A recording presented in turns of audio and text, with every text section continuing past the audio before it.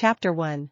The sub-basement of Yue's old library annex had not appeared on any blueprint Izuku had ever seen, and he had seen all of them.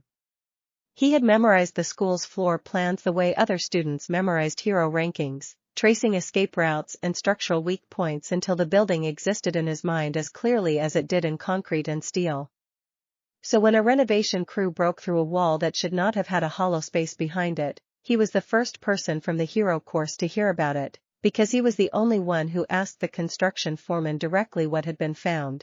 Nothing exciting, the foreman told him, wiping dust from his forehead. Just an old room. Maybe a storm shelter. Whole thing sealed up with some kind of old ironwork on the door. We're not touching it without an inspection. Liability. Izuku had nodded, thanked the man, and then spent the next 4 nights unable to sleep. It was not the room itself that kept him awake. It was the ironwork. The foreman had shown him a photograph on his phone, a careless gesture meant only to satisfy a curious student, and in that photograph Izuku had seen patterns worked into the door's iron banding that did not belong to any decorative tradition he recognized. They were not quirk registry sigils, the kind stamped onto old support beams to indicate which heroes had reinforced a structure. They were not religious symbols, not corporate branding, not anything catalogued in the architectural histories he had read as a child trying to understand how the world had rebuilt itself after quirks emerged. They looked, if he was being honest with himself, like something that predated all of it. On the 5th night, he went down to look for himself. Yue after curfew was a different building. The dormitories glowed at a distance, warm and full of the ordinary noise of teenagers who had spent themselves in training and now spent their last waking hours laughing at something on a phone screen, but the academic wing stood dark and silent, lit only by the security lighting that hummed along the corridors at intervals long enough apart that a person walking through them passed through stretches of near total black. Izuku had learned long ago how to move through those gaps without making sound. It was, in its own way, the first skill he had ever taught himself that had nothing to do with One for All. The construction tape across the basement stairwell had been strung in a hurry and gave way easily. The stairs themselves were old, older than they had any right to be in a school built within living memory, and Izuku found himself wondering, as he descended, whether Yue had been built on top of something rather than simply built. It was a strange thought. He filed it away with the rest of the things that did not quite fit, the small accumulating pile of details about his world that had never sat right with him even before tonight, the suspicious uniformity of quirk manifestation ages, the way certain hero families produced certain narrow bands of ability across centuries as if something were being selected for, the persistent rural folklore about the old powers that every hero studies textbook dismissed in a single condescending footnote. The door was exactly as the photograph had shown it, and worse, up close. The ironwork did not merely depict a pattern. It was a pattern that moved, in the dim way that optical illusions moved, lines resolving into different shapes depending on the angle of his eye and the angle of the single emergency light overhead. Izuku stood in front of it for almost 10 minutes before he understood why his analytical mind, the part of him that broke every quirk and every fight down into mechanics and probabilities, had gone almost entirely quiet. He was not looking at a puzzle. He was looking at a language, and some buried, unscientific part of him recognized that it was a language built to be read by something other than the eye. He should have turned around. He told himself that, later, many times, in the privacy of his own thoughts, on the nights when the weight of what came after settled onto his chest and made it hard to breathe. He should have called Aizawa-sensei. He should have filed a report with the school's facilities department and let trained adults handle whatever had been sealed beneath Yue for reasons that were clearly, deliberately, not explained to anyone. Instead, he reached out and laid his palm flat against the cold iron, the way he might rest a hand against the back of a frightened animal, and the door opened for him as if it had been waiting.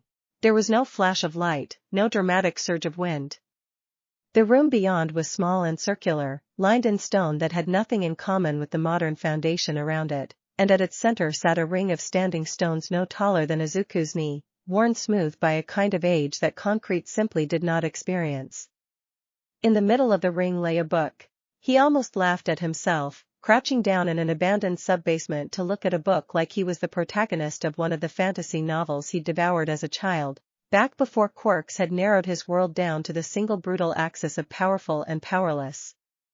But the book was real, bound in a leather so old it had gone the color of bark, and when he opened the cover the first page was written in characters that should have meant nothing to him. He understood them anyway.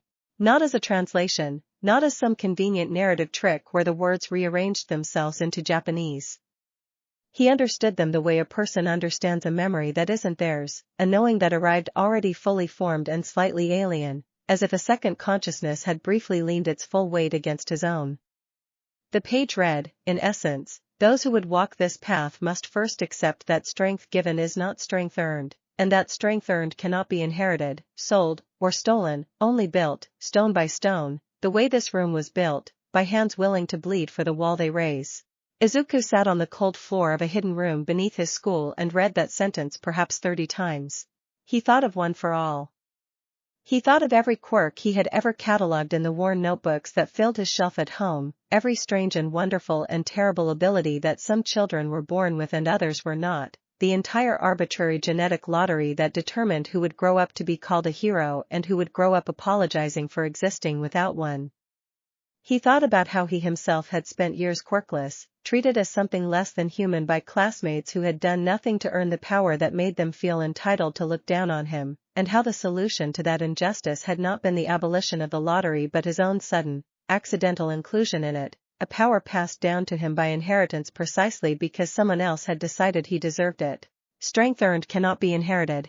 It was such a small sentence. It detonated something in him anyway. Some foundational assumption he had never examined because he had never had the distance from it to look. He read until dawn forced him back up the stairs, and by the time he closed the book and resealed the door behind him, his hands were shaking, not from fear, but from the particular vertigo of realizing that the floor he had been standing on his entire life had never been as solid as he believed. The official story, the one that made it into hero culture textbooks and into the easy mythology that parents told children at bedtime, was that Quirks had simply appeared. A flash of light over Ching-Ching, an infant who could produce a soft luminescence from her body, and then, in the span of a single generation, 80% of the world's population carrying some manner of strange new ability in their blood. It was treated as a miracle, or a mutation, or both, depending on who was telling the story, but it was always treated as an origin point. Before Quirks, ordinary humanity. After Quirks, the world as it now stood. What the book in the basement suggested, in dense and careful prose that took Izuku the better part of 2 weeks of stolen nights to work through, was that this was a lie of omission rather than a lie of invention. The world before Quirks had not been without power. It had simply organized its power differently, gating it behind discipline rather than birth, behind decades of patient apprenticeship rather than a roll of genetic dice at the moment of conception. Magic, the book called it, though Izuku suspected the word was an imperfect translation of something with no exact modern equivalent, a kind of structured will laid over the world's underlying fabric, learned the way a language was learned, practiced the way a martial art was practiced, and entirely, totally unavailable to anyone unwilling to put in the years. And then, in a single generation, it had been drowned. The book did not explain the mechanism cleanly, or perhaps it did and Izuku simply lacked the conceptual vocabulary yet to parse it, but the implication running underneath every careful, archaic sentence was unmistakable. Quirks were not a gift layered on top of an empty world. They were a flood. Something about humanity's collective will, or perhaps something about the deep structures the old magic had been built upon, had ruptured, and what poured out of that rupture was wild, indiscriminate, ungoverned, granted to people who had done nothing to deserve it and denied to people who had spent lifetimes deserving it, distributed by a logic that resembled chaos far more than it resembled justice. A curse wearing the mask of a miracle. That was how the book put it, in the one sentence Izuku copied by hand into his own notebook because he could not stop thinking about it. Power without discipline is not strength. It is only volume. He thought about every hero he idolized growing up. He thought about the strongest people he knew, Bakugo's explosions, Todoroki's ice and fire, even One for All itself, layered down through generations of holders who had each simply received what their predecessor chose to give them, none of it built, all of it handed over. He thought about how thin that foundation suddenly felt, now that he had glimpsed what existed underneath it. He did not stop training as a hero. He told himself that, fiercely, on the nights when the new knowledge threatened to swallow the old purpose entirely. People were still in danger. Dylan still attacked. The work that All Might had given his life to, the work Izuku had inherited along with the power to do it, still mattered regardless of where that power had originally come from. But he began, in the secrecy of the small hours, to practice the other thing too, sitting cross-legged on the cold stone floor of the hidden room with the book open in his lap, learning to feel for the thread of will the text described, failing every single night for the first month, failing in increasingly specific and informative ways through the second month, and finally, on a night in early autumn when he had nearly given up and decided the book was either incomplete or simply beyond him, producing a small, steady flame above his open palm that came from nowhere his quirk could explain. It did not feel like One for All. One for All felt like borrowed momentum, an engine running on fuel some other person had poured into the tank. This felt like something rising up out of the floor of himself, slow and total and entirely his. He sat with that flame cupped in his hand until it guttered out on its own, and when it did, he found that he was crying, quietly, for reasons he did not fully have words for yet, and would not, for some time. He told no one. This, more than any spell he learned in that first half a year, was the decision that shaped everything that followed, and Izuku turned it over endlessly trying to decide if it was cowardice or wisdom, and never landed cleanly on either. It was not that he distrusted his friends. Uraraka would have believed him eventually, after the requisite shock, and would have asked careful, generous questions about what it meant for the people she cared about. Ida would have wanted to report it through proper channels, would have spent a sleepless night agonizing over the correct authority to inform, and might have been right too. Even Bakugo, in his own combative way, might simply have demanded a demonstration and then spent the next month trying to learn it himself out of sheer competitive fury, which would, Izuku thought with a tired half-smile, have actually been a fairly reasonable response. But Izuku had also spent the better part of 2 months reading a book that catalogued, in increasingly unambiguous language as he progressed through its later chapters, exactly what had been done to people who relearned this art the last time civilization brushed up against it. The book was old enough to describe at least 2 prior eras in which scattered practitioners had rediscovered fragments of the craft, and in both eras, the pattern repeated with a consistency that made Izuku's stomach turn. Practitioners who kept their gift quiet and used it carefully tended to live long, unremarkable lives. Practitioners who revealed themselves, even with the best of intentions, even in service of obvious public good, tended to be studied, contained, weaponized, or simply erased, by whichever power structure currently organized the world's sphere of things it did not understand. He did not think the Hero Public Safety Commission would behave any differently than the secret tribunals and frightened kings the book described. If anything, he suspected a society this thoroughly organized around the commercial and political value of quirks would react with even greater hostility to proof that an older, ungoverned power still existed, accessible to anyone willing to do the work rather than gated behind genetics that could be tested, licensed, and taxed. So he kept it to himself, and he kept training, and the hidden room beneath the library annex became the second home he had never told anyone he needed, and slowly, across that long quiet year, Izuku Midoriya became something the modern world had no real name for and would not have known what to do with if it had. He was still, on the surface, the diligent hero course student everyone expected him to be. He passed his practical exams. He fought in the sports festival qualifiers with the same earnest intensity that had defined him since his first year. He laughed at Uraraka's jokes and argued with Ida about curfew rules and absorbed Bakugo's abuse with the same patient resilience he always had, and none of his classmates noticed the faint new stillness that had settled into him, the way he had started watching the world with the eyes of someone cataloging it for entirely different reasons than before. He was waiting, though he would not have called it that at the time. He did not yet know what he was waiting for. He only knew, with a certainty that had nothing to do with logic and everything to do with the strange new sense the old book had begun cultivating in him, that something was coming, and that when it arrived, he would already know exactly what to do with it. He was not wrong. Chapter 2. The thing about Namiri Kiyama that the public never seemed able to hold in their heads at the same time was this: she had saved more lives in her decade as a licensed hero than half the top 10 combined, and she had spent that entire decade being discussed primarily in terms of her costume. Izuku had grown up idolizing her work without fully understanding the conversation happening around her, the way children absorb the broad shape of adult disapproval without grasping its content. It was only now, with the particular clarity that came from standing slightly outside the world he had been raised inside, that he saw the pattern clearly.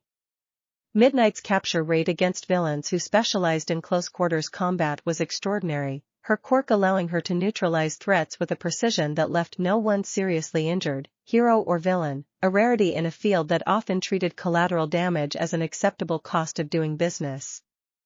And yet every retrospective on her career spent more time on whether her costume was appropriate for children's television than on the lives that costume's wearer had personally protected. The controversy that finally broke her did not even originate with anything she had done. A variety program, the kind that filled afternoon television with panels of minor celebrities discussing the week's hero news, ran a segment revisiting old footage of her debut years, footage that had aired uncensored at the time without complaint, and framed it as a retrospective on declining standards. The segment was edited for outrage rather than accuracy, as these things tended to be, and within 2 days the clip had been excised from its context and recirculated until it bore almost no resemblance to the original program, until it had become, in the churning machinery of public opinion, definitive proof that Midnight had always been a poor influence, an embarrassment to the hero profession, someone who had been tolerated for too long out of nostalgia rather than merit. Izuku watched it happen the way he imagined a person might watch a building collapse from a structural flaw they had noticed years earlier and never reported. He watched commentators who had praised her tactical brilliance in interviews 2 years prior now describe her as a relic of an embarrassing past era. He watched UA's administration, the same administration that had trusted her with the moral and tactical education of hundreds of Hero Course students across more than a decade, issue careful, non-committal statements that managed to support nothing and no one. He watched the commission, whose own internal safety reports he happened to know rated her among the most reliable instructors on staff, decline to comment at all, which in the language of institutions was its own kind of verdict. He found her in the staff lounge 3 days into the controversy, alone, drinking tea that had clearly gone cold an hour earlier without her noticing. She did not look up when he came in, and for a long moment Izuku simply stood in the doorway, uncertain whether his presence would help or simply add to the weight she was visibly carrying. Midoriya. She said his name without surprise, without turning. Shouldn't you be in class? Free period, he said, which was true, though it was not the reason he had come looking for her. She made a small sound that might once have been a laugh. Come to check on the scandal, then? Get a good look at the disgraced teacher before they pull my contract? They're going to pull your contract. It wasn't a question.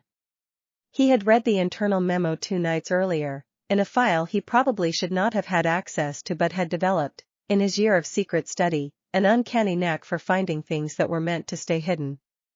The memo used words like reputational liability and optics management, words that had nothing to do with her actual competence as an educator and everything to do with appeasing a news cycle that would move on to some other target within a month regardless of what UA decided to do. Mimuri finally looked at him, and the exhaustion in her face was the kind that came from years of accumulated weight finally tipping past some private threshold, not the kind that came from a single bad week. You shouldn't know that. I shouldn't know a lot of things, Izuku agreed. I've gotten good at it anyway. She studied him for a long moment, something sharp and assessing moving behind her usual performed weariness, the look of a teacher recognizing that a student had just said something with more weight behind it than its surface implied. You're not here to gossip. No. He sat down across from her, uninvited, and found that his hands were steady in a way they would not have been a year earlier, before the basement, before the long nights of failing and finally not failing. I'm here because I don't think this is fair, and I don't think UA is going to fight for you, and I think I might be able to offer you something they can't take away from you afterward. That's a strange thing to say to your homeroom's support teacher. But she did not get up, did not deflect with the easy practice charm she usually wielded against students who got too earnest in her presence.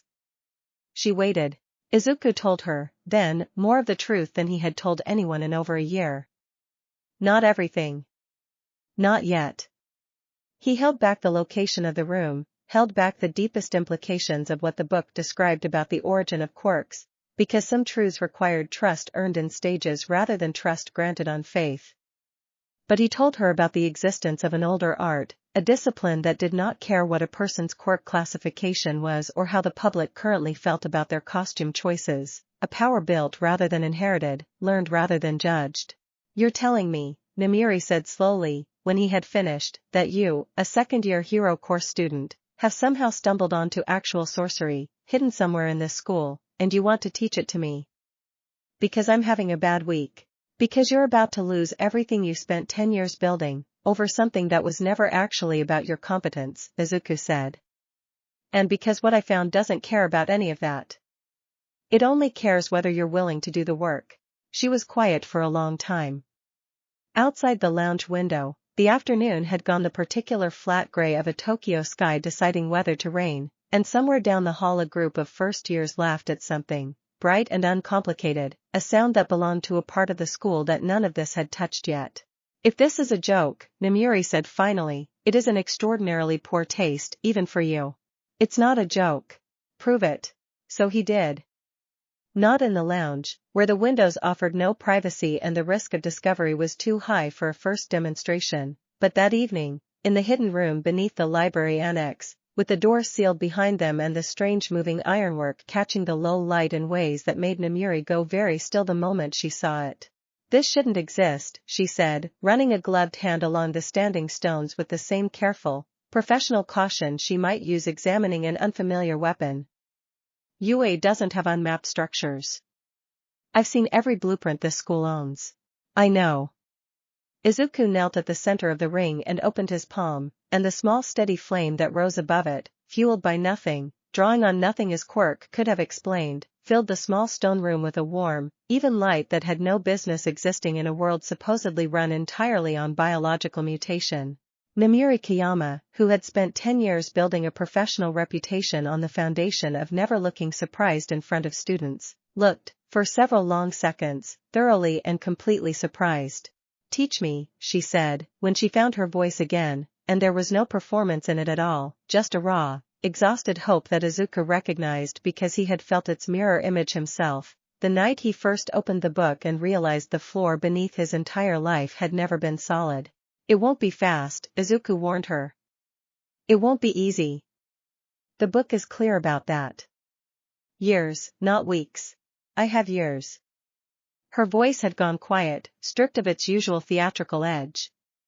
What I don't have anymore is a job that respects what I actually did with the last 10 of them. Give me something that can't be taken away by a news cycle.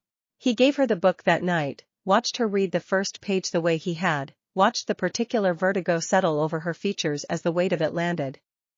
He did not yet know that this moment, a disgraced hero and a quirkless earned something else student kneeling together in a hidden room neither of them fully understood, would become the seed of something far larger than either of them currently had the imagination to predict.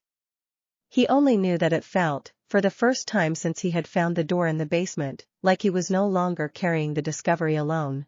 UA terminated Namiri Kiyama's teaching contract 11 days later, citing, in language so carefully sanitized it managed to avoid stating any actual reason at all, a mutual decision to part ways that served the best interests of the institution and its students. The statement made no mention of the show that had started the controversy, no mention of the actual content of her decade of teaching, no mention of the fact that her capture statistics remained, even now, among the best UA had ever produced. Izuku read the statement standing outside the staff building, and felt, for the first time in his hero course career, something that was not quite anger and not quite grief but sat very close to both, a clean, cold certainty that the institution he had spent his whole life dreaming of joining was capable of discarding the people who had built it the moment they became inconvenient to its image. He thought of the book's central, repeated claim, that the new world had simply traded one kind of injustice for another, distributing power by accident of birth and then judging people, retroactively, for what they did with an inheritance they had never chosen. Namiri had not chosen her quirk. She had not chosen the public's decades-long fixation on her appearance over her competence. She had only chosen to keep doing excellent, difficult work in spite of a culture that had never fully respected her for it, and in the end that excellence had bought her nothing when the narrative turned. That night, in the hidden room, he watched her complete the first stage of the breathing discipline the book called the founding stillness, watched the slow, deliberate pride return to her shoulders as something genuinely hers, built rather than handed down, began to take root. They think they ended something, she said quietly, eyes still closed in concentration, the faintest threads of pale violet light gathering at her fingertips for the first time, unsteady and small but undeniably real. They didn't, Izuku said. They just made room for something they don't get to take credit for, and don't get to take away. It was, though he would not understand the full weight of it for some time yet, the first sentence of a vow he had not consciously decided to make. Chapter 3.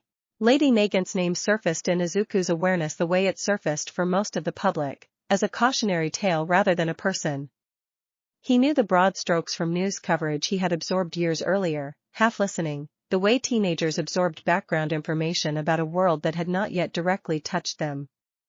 A precision-focused hero, formerly affiliated with the Commission's most secretive operational divisions, eventually exposed as having been weaponized against targets the public was never told about and would have objected to strongly if they had been. A fall from grace so total that her name had become a kind of institutional shorthand for what happened when the system that built a hero decided that hero had become inconvenient.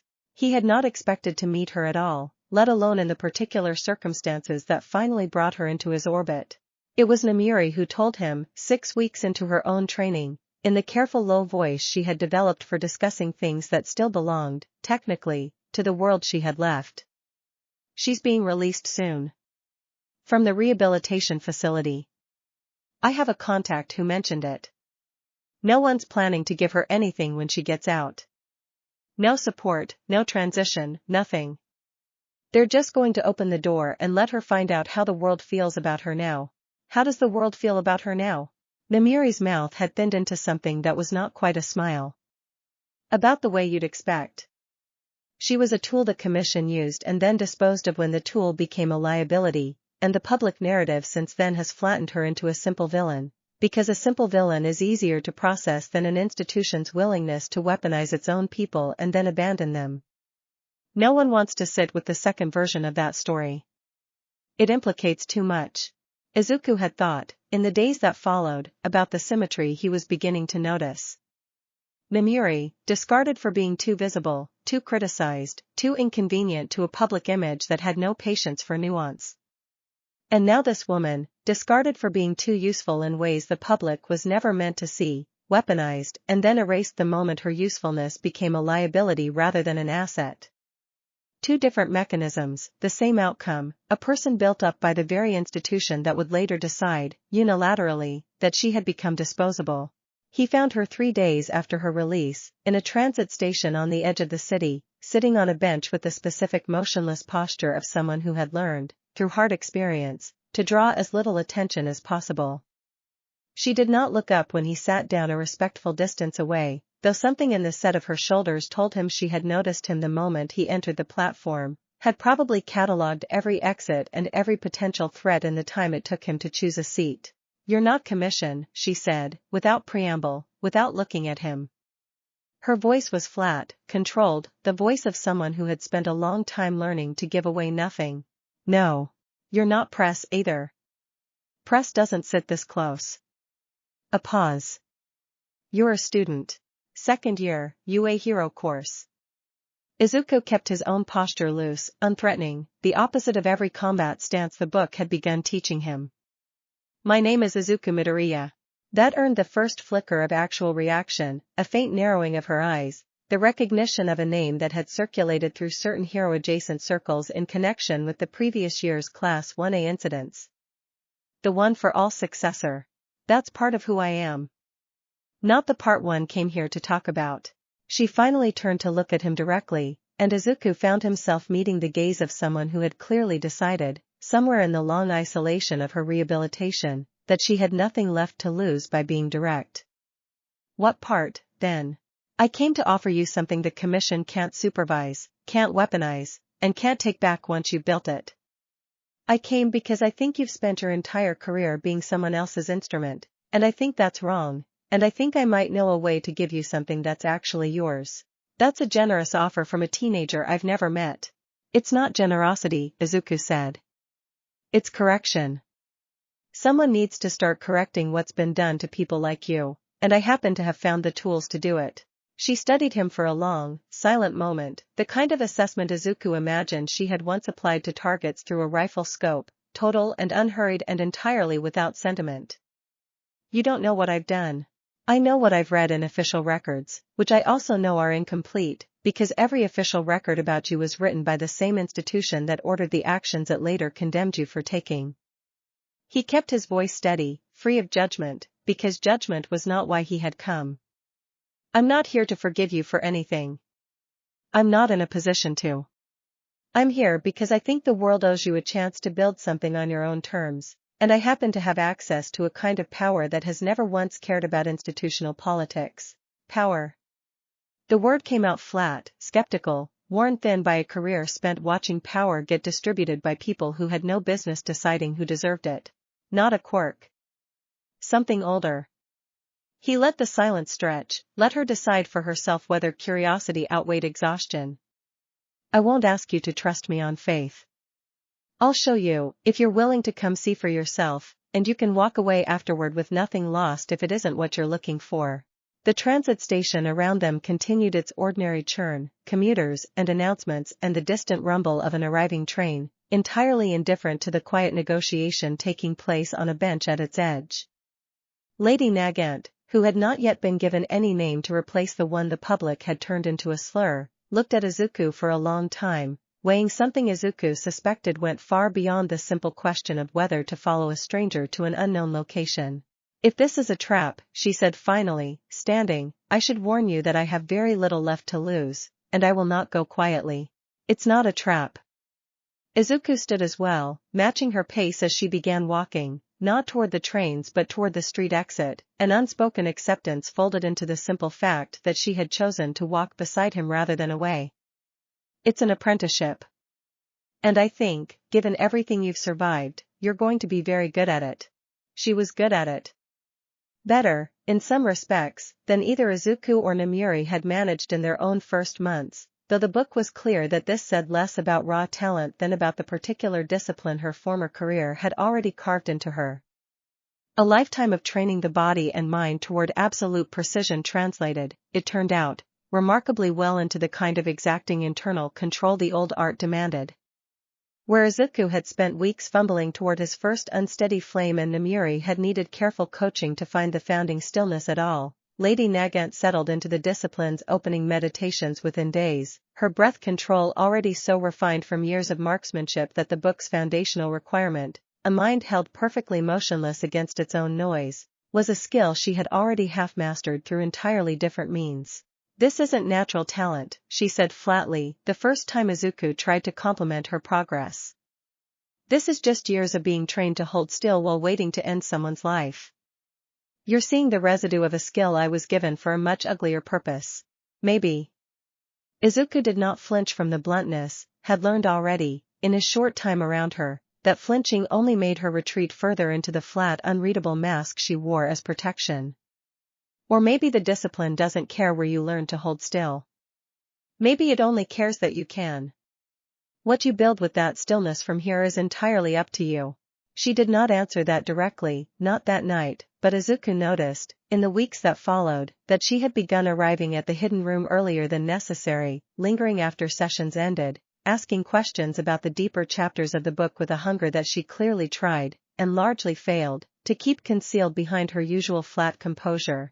By the time the first frost of the season settled over Tokyo, the hidden room beneath the library annex held 3 people instead of 1, and the stones at its center had begun, faintly, almost imperceptibly, to hum with a kind of resonance the book described only in its earliest chapters, as the first sign that a place of practice was beginning to remember itself as a place of power. Namuri noticed it first, one evening, pausing mid-breath with her eyes still closed. Do you feel that? The room, Lady Nagant said, surprising herself, Izuku thought, with how readily the observation left her. It's responding to us. Izuku looked between the 2 women he had, in the span of a few short months, pulled into a secret that had once belonged only to him, and felt something settle into place that he did not yet have a name for, though he would spend the following months and years slowly assembling one. Not a classroom. Not quite a coven, not yet, though the book's later chapters used exactly that word without apology. Something closer, he thought, to a sanctuary, built by people the world above had decided to discard, growing stronger in exact proportion to how thoroughly that world had underestimated what discarded things could become when given somewhere safe to root. It's not finished growing, he said quietly, mostly to himself. Neither are we. Outside, far above the hidden stone room, UA continued its ordinary rhythms, oblivious to the small and steadily strengthening thing taking shape in its foundations, and across the city, a third name was already beginning to surface in conversations Izuku had not yet had, in headlines he had not yet read, in a controversy that had not yet fully ignited but was gathering, slowly and inevitably, toward the moment it would. Chapter 4. Utakayama had built her career on being seen, and it was precisely that visibility that eventually became the instrument of her undoing. Lady had never pretended to be anything other than what she was, a hero whose immense size made her among the most effective responders to large-scale property destruction Tokyo had ever produced, and whose comfort in front of cameras had made her a fixture of morning shows and product endorsements long before most of her peers had learned how to handle a press conference without flinching. For years this combination had been treated as an asset, the rare hero who could clear a collapsing overpass before lunch and charm a daytime talk show host before dinner, a useful bridge between the grinding reality of disaster response and the public's appetite for heroes who felt approachable rather than distant.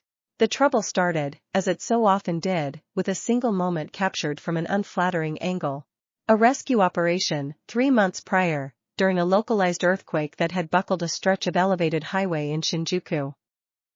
Lady had cleared the wreckage in minutes, had personally caught 4 vehicles before they fell the full distance to the street below, had done, by any reasonable measure, exactly the job she was there to do. But a single photograph from that operation, taken from a low angle by a bystander's phone and circulated without context, became the only thing anyone remembered about the entire event. The commentary that grew up around it had nothing to do with the lives saved and everything to do with speculation about her body, a wave of online cruelty so thoroughly divorced from the actual content of her heroism that Izuku, watching it unfold from a careful distance, found himself struggling to locate the line between criticism and simple, ugly spectacle. What made it worse, what turned a bad news cycle into something closer to professional ruin, was the timing. A separate controversy involving an unrelated hero's product endorsement had already put the entire profession's relationship with commercial promotion under public scrutiny, and Lady, with her long history of advertisements and sponsorships, became an easy and visible target for a backlash that had very little to do with her specifically and everything to do with a public mood looking for someone to punish. Her agency dropped her within the month. 2 endorsement deals followed. The Hero Public Safety Commission, asked directly by a journalist whether it intended to review her license given the controversy, declined to offer a definitive answer, which functioned, as it always did, as its own quiet verdict. Izuku had watched this entire sequence unfold with a particular, focused attention, because by now he had stopped believing in coincidence as an explanation for how thoroughly his society discarded its most visible women the moment they became commercially or socially inconvenient. He had begun to see the pattern as something closer to a mechanism, a recurring social process that took heroes who had given everything to the work and reduced them, the instant the narrative turned, to nothing but the most superficial thing the public could find to criticize. He found Utakayama not in some carefully arranged meeting, the way he had found Namuri and Lady Nagant, but by accident, or by something that felt enough like accident that he did not immediately recognize it as anything else. He had gone to a public park on the city's edge to practice, late at night, in a stretch of green space far enough from any residential window that the small lights and quiet sounds of his discipline would draw no unwanted attention. He had not expected to find someone else already there, sitting on the ground in her smaller, ordinary-sized form, knees drawn up, staring at nothing in particular with the specific stillness of a person who had run out of places that felt safe to be seen. "You're not supposed to be out this late," she said, without looking at him, when his footsteps gave him away. There was no real authority in it, just an old habit of a hero addressing a student out of uniform. "Neither are you," Izuku said gently, and sat down a respectful distance away, the same instinct that had served him with Lady Nagant guiding him now. She laughed, short and humorless. "I'm not a hero anymore." Not officially. Not according to anyone who matters, apparently. She glanced at him sideways. You're the one for all, kid. Izuku Midoriya. I know who you are. Everyone knows who you are. She pulled her knees tighter to her chest. Must be nice. Inheriting something nobody can take a single ugly photograph of and ruin. It's not as simple as that, Izuku said, and meant it, though he did not elaborate, not yet. But I understand what you mean. They sat in silence for a while, the kind of silence that did not need filling, and Izuku found himself thinking, again, of the book's careful, repeated insistence that the old discipline did not care about a person's size, their appeal, their marketability, their capacity to generate clicks or sell products. It cared only about will, applied with patience, over time. It was, he was beginning to understand, the single most honest filter he had ever encountered, in a world otherwise saturated with filters designed to reward the wrong things entirely. Can I ask you something strange? He said finally. Stranger than sitting alone in a park at midnight talking to a former hero about to lose her license? Sure. Have you ever wanted power that nobody gave you permission to have? Something that wasn't measured by a quirk classification test, or a popularity ranking, or whether the public currently approves of how you look while using it. She turned to look at him properly for the first time, something sharp and curious cutting through the exhaustion in her expression. That's a very specific kind of strange question. I have a very specific kind of strange answer, if you're willing to hear it. She was. It took the better part of that night, sitting together in the dark of an empty park, for Izuku to explain enough of the truth to bring her, cautiously, skeptically, and ultimately with the same hungry hope that had carried Namuri and Lady Nagant before her, down into the hidden room beneath UA's library annex, where two other women already waited, drawn together by an accident of timing that Izuku had slowly come to understand was not really an accident at all.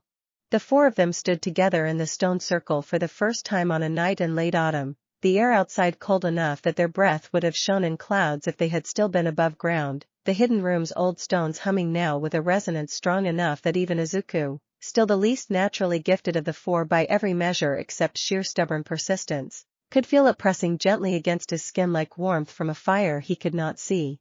I want to be honest about something, Izuku said, before they began that night's session, because the book had been clear, in its later chapters, about the importance of consent freely given rather than assumed.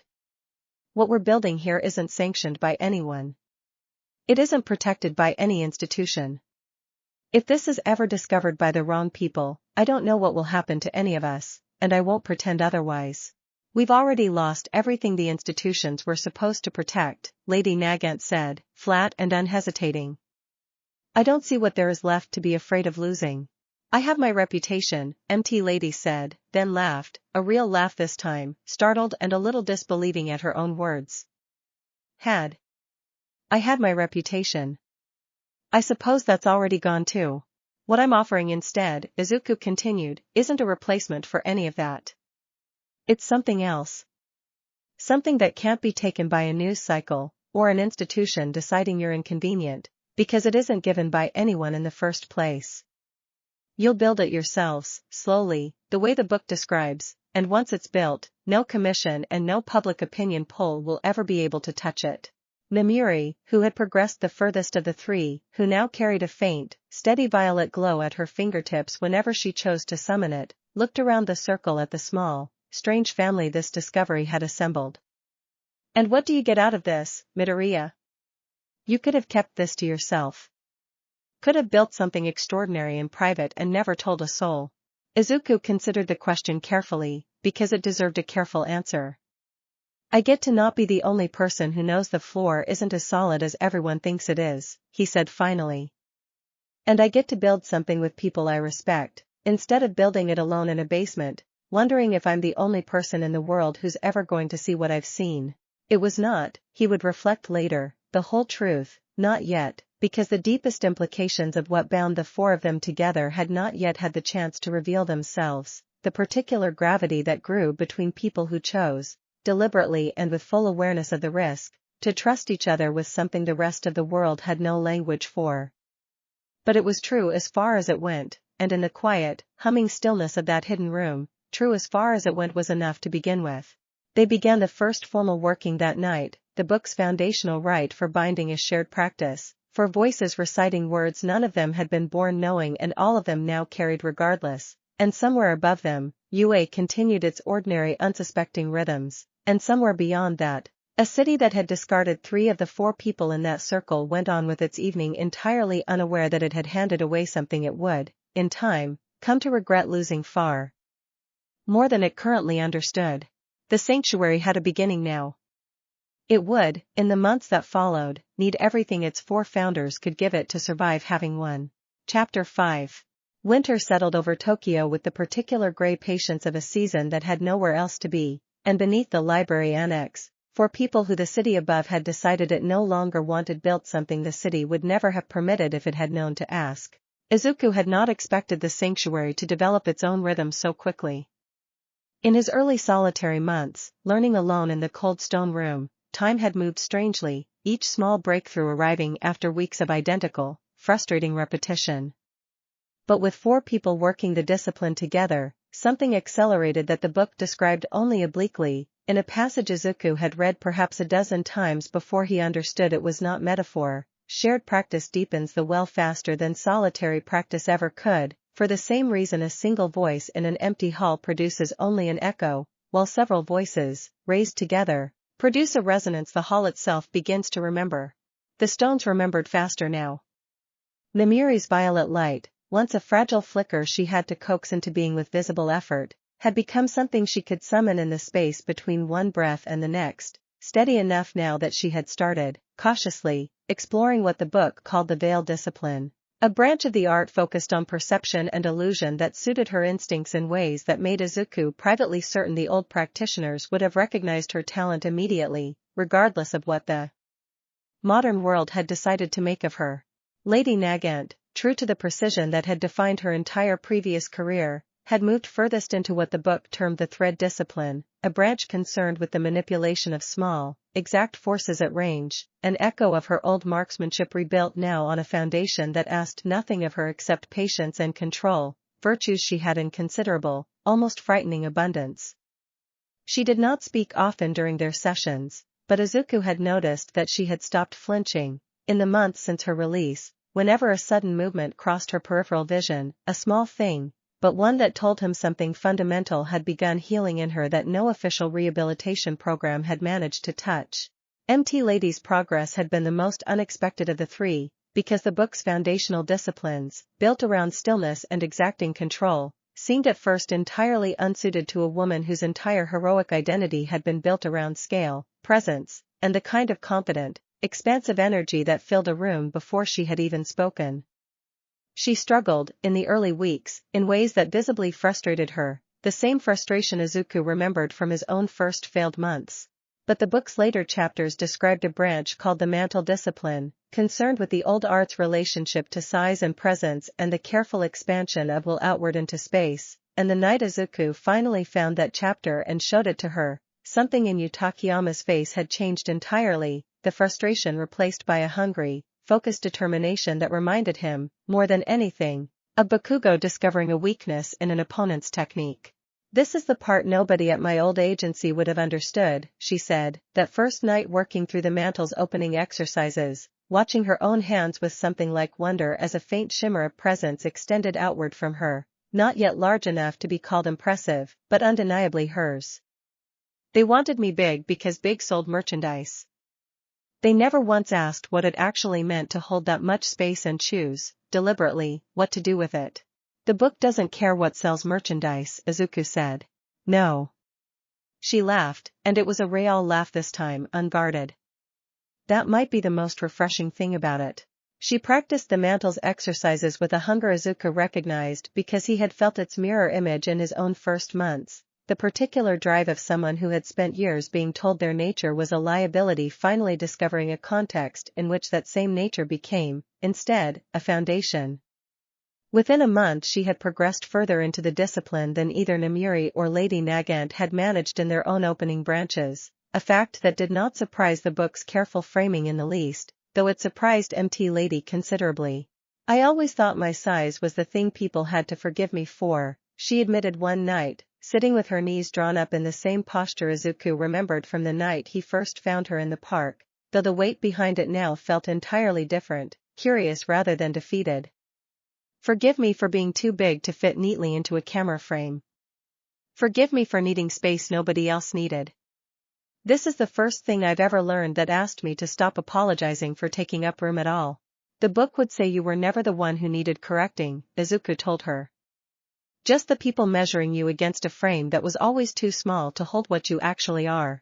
She did not answer that immediately, but the small, private smile that crossed her face stayed with Izuku long after the session ended that night, a quiet confirmation that the work, slow and unglamorous as it often was, mattered in exactly the way he had hoped it would when he first decided to go looking for her in that empty park. The sanctuary's first real test did not come from any external threat, not yet, but from the much quieter danger of 4 people building something extraordinary in a space the rest of the world believed to be empty. It started with small inconsistencies that any one of them might have dismissed individually, but which, taken together across several weeks, began to form a pattern Izuku's analytical mind could not ignore. A facilities maintenance log noting unusual power readings in the library annex's substructure that no one could account for. A passing comment from a groundskeeper about strange warmth rising from a section of basement that should have had no heating ducts running through it. A single, almost throwaway line in an internal UA security memo, flagging the old sealed sub-basement for a future inspection that had not yet been scheduled but had, troublingly, been mentioned at all. We need to assume someone will eventually look, Izuku told the others, on a night when the weight of that realization had finally crystallized into something he could no longer carry alone. Not maliciously. Just procedurally. UA catalogs everything eventually. The longer we use this room, the more anomalies accumulate around it, and anomalies get noticed. Then we need contingencies. Lady Nagant said it the way she said most things, flat and immediate, already 3 steps ahead in the kind of tactical thinking her old career had carved into her. A secondary location. A way to relocate the practice if this one becomes compromised. And we need to know exactly what we tell people if we're ever asked directly what we're doing down here. We tell them nothing, Namiri said. Whatever this is, it doesn't survive contact with people who don't already understand what they're looking at. You saw how the world treated me for a costume. Imagine what it does with actual proof that some of us can do things no quirk classification has a category for. Izuku had already turned the question over many times in his own mind, in the long nights before any of the others joined him, and he found himself returning now to a conclusion that troubled him precisely because it felt true. The book is right about one thing I keep wanting to argue with. Power that isn't understood gets feared, and fear gets institutionalized fast. If the Commission ever learns true magic exists, their first instinct won't be wonder. It'll be containment. They'll want it licensed, regulated, weaponized, the same machine they already run for Quirks, except this time built around something with no biological limit they can point to and call natural. So we stay hidden. MT Lady's voice carried none of her usual easy confidence now, weighted instead with the particular seriousness of someone who had already lost a public reputation once and understood exactly how much there still was left to lose. For how long? For as long as it takes to be strong enough that hiding becomes a choice instead of a necessity, Izuku said. The book is clear that mastery takes years. I'm not going to pretend we can rush past that just because the world outside feels urgent. But I think we owe it to ourselves, and to whoever else we eventually find who needs this, to build something durable enough to survive being discovered, instead of something that only works as long as no one looks too closely. The 4 of them sat with that for a long moment, the stones humming low and steady around them, the cold winter night pressing against the layers of stone and concrete and ironwork that separated the sanctuary from the city it hid beneath. Whoever else we find, Namiri repeated slowly, picking the phrase out with the precision of someone who had noticed exactly what it implied. You're already thinking about who comes next. Izuku did not deny it.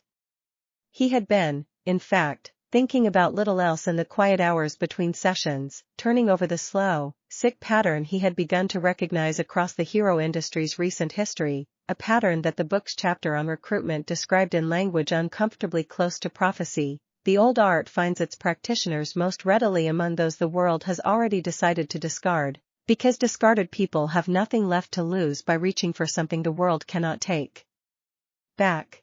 There will be others, he said quietly. I don't know who yet. But this industry chews through people the same way, over and over, and I don't intend to just watch it happen the next time. Whether the sanctuary would expand its circle further, Izuku could not yet say with any certainty, and the book itself counseled patience on the question, warning in its chapter on recruitment that a coven built too quickly, around too many bonds formed in haste, risked becoming a structure with no real foundation beneath its size. For now, he thought, the work was here, with the three who had already chosen to stay. That did not mean the question stopped pressing at him. In the weeks that followed, Izuku found himself reading hero industry news with a new and uncomfortable attentiveness, no longer simply absorbing it as background noise but actively scanning for the particular shape of a pattern he had begun to recognize too well. A hero praised for a decade suddenly recast, almost overnight, as a liability, the public turning on a single detail that had nothing to do with the actual substance of their work. He saw the early shape of it twice more that winter, brief flickers of controversy involving heroes he did not yet know personally, and both times he made himself watch how the story resolved rather than looking away, cataloging the mechanism even when he was not yet in a position to intervene. You can't save everyone, Namiri told him gently, the night she found him hunched over his phone late into a session, scrolling through yet another fading controversy with the same focused, slightly haunted intensity he once reserved for analyzing villain quirks. Not even with all the time in the world. The industry is enormous, and it chews through people faster than any four of us could possibly catch them. I know that, Izuku said, and meant it, though saying it out loud cost him something. I'm not trying to catch everyone. I just don't want to get comfortable enough that I stop noticing when someone needs catching. That's a heavier weight to carry than you think it is, she said, settling beside him. Watching everything, all the time, waiting for the next person to fall. You'll burn through yourself faster than the work requires if you don't let some of it simply not be yours to fix. He did not have a clean answer for that, not yet, and the book itself offered surprisingly little guidance on the particular ache of caring about a problem larger than any one sanctuary could solve. But he held on to the discomfort rather than setting it aside entirely, because some part of him recognized, even without fully articulating it, that the discomfort itself was useful, a reminder that the work the four of them were building was never meant to end with the four of them. Whatever tests still waited for the sanctuary, in the form of curious facilities logs or unscheduled inspections or simply the slow erosive pressure of a secret that had to be carried for years rather than months, they would meet those tests as what they were quietly, deliberately becoming, not a classroom anymore, not quite a coven yet, but something steadily hardening into both, with room, Izuku privately hoped, to grow larger still when the right moment finally arrived. Chapter 6. The scheduled inspection, when Izuku finally confirmed its date through the same careful, half-illicit channels that had let him read the internal memo about Namiri's contract months earlier, gave the sanctuary exactly 11 weeks to prepare for a problem the book offered no clean solution to. We could seal it more thoroughly, Lady Nagant suggested, the night they gathered to discuss it properly, her tactical mind already working through the geometry of the problem the way she might once have mapped an extraction route. Reinforce the door. Make the room itself harder to access, so that even if the inspection notes the anomaly, opening it becomes its own separate obstacle. That buys time, Izuku said. It doesn't solve the actual problem. Eventually someone with the right equipment gets through any door. What we need isn't a better lock. It's a reason for whoever opens it to walk away without asking the obvious questions. Namiri, lounging against the cold stone wall with the particular looseness she had only recently allowed herself to return to, the looseness that had defined her public persona for a decade before the world decided to punish her for it, tilted her head with sudden interest. You're talking about the veil discipline. I'm talking about the veil discipline. Izuku met her eyes, allowing himself, for a moment, something that was almost a smile. You've gotten good enough at perception work that I think we can start testing whether it extends to spaces instead of just people. It took most of the 11 weeks to confirm that it could, and confirming it cost Namiri 3 separate nights of frustration intense enough that Izuku watched her come close to the old book and simply glare at a single passage for the better part of an hour, willing it to yield an answer faster than its own patient, archaic prose was willing to give one. But the Veiled Discipline's deeper chapters described exactly the kind of working they needed, not invisibility, which the book was careful to clarify required a mastery none of them were anywhere near possessing yet, but something more achievable and, in its way, more elegant, a subtle redirection of attention that did not hide a thing so much as convince the mind encountering it that there was nothing here worth a second look. It's not magic in the way people imagine magic, Namiri said, the night she finally produced a working version of it strong enough to test, standing in front of the sealed iron door with her palms raised and a faint violet shimmer spreading across its surface like a held breath. It's psychology, mostly. The mind already wants to dismiss things that don't fit its expectations. I'm just giving it permission to do that a little more thoroughly than it would on its own. That's still magic, MT Lady said, watching the shimmer settle into the stone with open admiration. Just because you understand how a trick works doesn't mean it isn't still a trick worth admiring.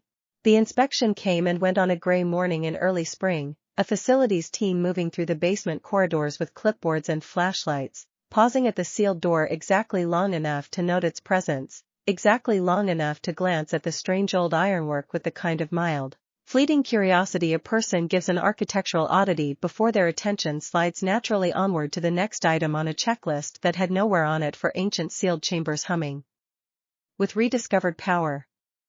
Izuku, watching from a careful distance with his heart in his throat despite every assurance Namiri had given him about the working strength, did not breathe easily again until the inspection team had cleared the basement entirely and moved on to the building's electrical systems without a second glance backward.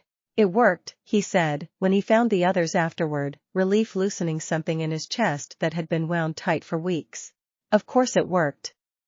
Namiri's voice carried the particular satisfaction of a teacher whose student had finally executed a difficult technique flawlessly, except this time the teacher and the student were the same person. The satisfaction turned inward on her own hard-won progress.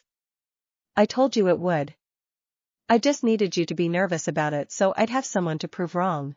You weren't exactly the picture of calm yourself, Lady Nagant pointed out, dry. I watched you check that working 4 separate times this morning before the team even arrived. That's diligence, not nerves. Namiri sniffed, though the corner of her mouth betrayed her. There's a difference. Is there? MT Lady's tone made it clear she was not asking. The teasing, light as it was, settled something in the room that the tension of the preceding weeks had kept tightly wound, and Izuku found himself laughing along with the rest of them, a real laugh, unguarded, the kind he had not allowed himself easily since the inspection date first surfaced. It was, he reflected later, its own small confirmation of something the book's chapters on shared practice had only described in the abstract, that a sanctuary built around fear alone would eventually buckle under its own weight, but one that could still find room for laughter, even in the middle of genuine danger, had built something durable enough to actually last. That evening, once the relief had settled into something closer to ordinary calm, Izuku found himself thinking about how close the entire structure had come to discovery, and how little margin the veil working had actually given them.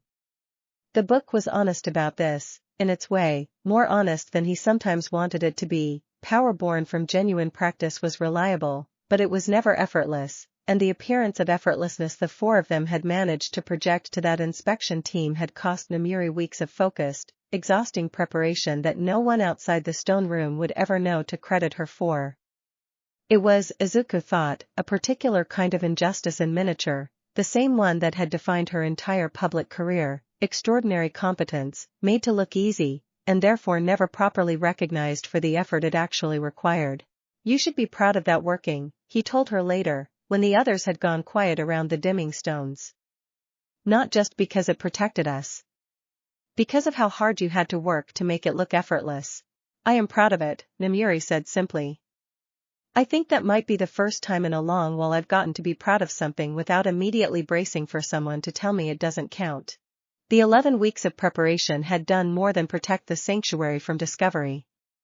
They had, almost as a side effect of the shared urgency, deepened something between the 4 of them that none had fully named yet, though Izuku found himself thinking about it more and more in the quiet hours after each session, lying awake in his dormitory room while the ordinary sounds of his classmates settling in for the night drifted through the walls, a life that felt, increasingly, like it belonged to someone slightly different from who he was becoming.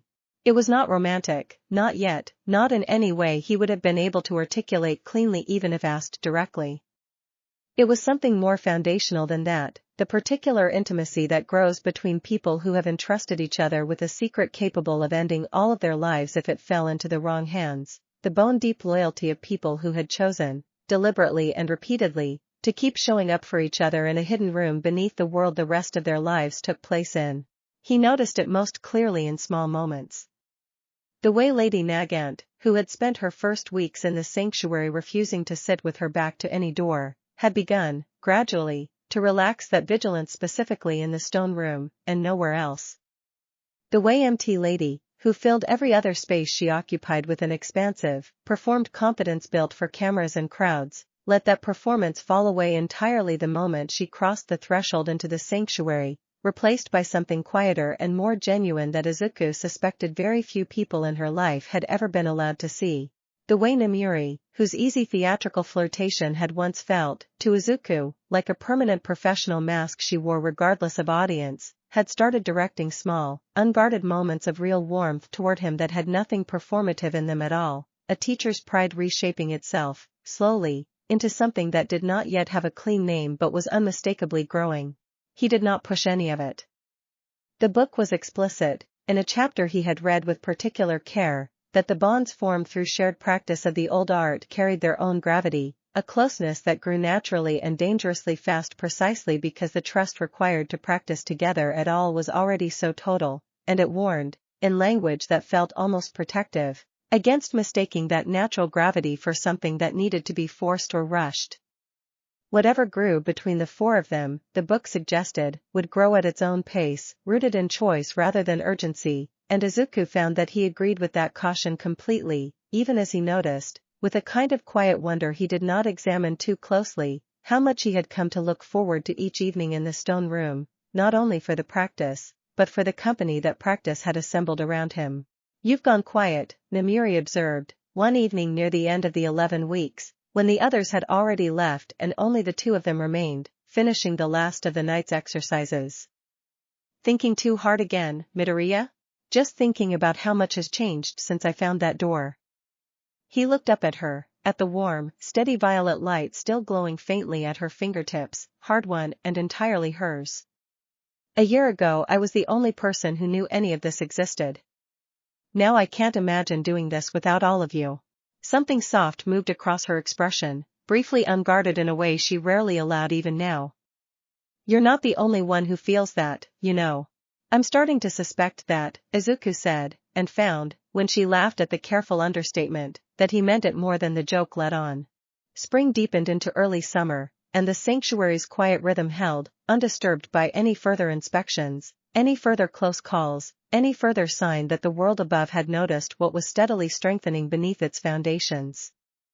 Izuku allowed himself, in those calm months, something he had not permitted himself since the night he first opened the book, the simple, unhurried pleasure of practice for its own sake, free of urgency, free of crisis. 3 women he had come to care for deeply working alongside him toward a mastery none of them yet possessed but all of them, increasingly, believed they would eventually reach.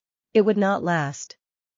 The book had warned him, in its very first chapters, that the world's hostility toward this kind of power was not a single event to be survived but a recurring pressure, patient and persistent, that returned in new forms exactly when a person became comfortable believing it had finally passed. Izuku had read that warning many times without fully feeling its weight, the way a person reads a warning about weather they have not yet experienced. He felt it fully for the first time on a humid evening in early July, when Lady Nagant arrived at the sanctuary 15 minutes late, her usual flat composure replaced by something taut and urgent that none of them had seen from her before, carrying news that would pull the sanctuary, for the first time since its founding, directly into conflict with the institution it had spent the last year so carefully hiding from. Chapter 7. "Someone is asking questions," Lady Nagant said, before she had even fully crossed the threshold into the stone room, "and they're asking the right ones." She laid out what she had learned with the same clipped precision she had once used to brief extraction details, the old career surfacing in her cadence even now, months removed from the institution that had trained it into her. A contact still inside the Commission's analytical division, someone she had maintained careful, deniable contact with since her release, had mentioned, almost in passing, a junior analyst who had begun compiling a pattern report on hero attrition over the past year. Heroes who had left active service under controversy.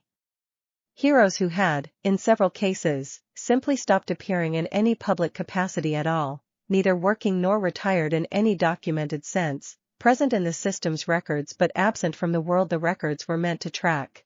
3 names, Lady Nagant said, and let the silence after the number sit long enough that none of them needed her to say which 3. How thorough is the report?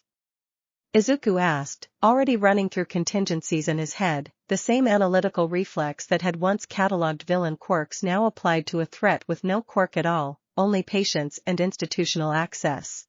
Thorough enough that my contact thought it was worth mentioning to me specifically, which tells you the analyst has already drawn at least one conclusion uncomfortable enough to be worth gossiping about. Lady Nagant's jaw tightened. They've noticed the timing overlaps. 3 controversies, 3 quiet disappearances, no public statements from any of us since. That's not proof of anything yet.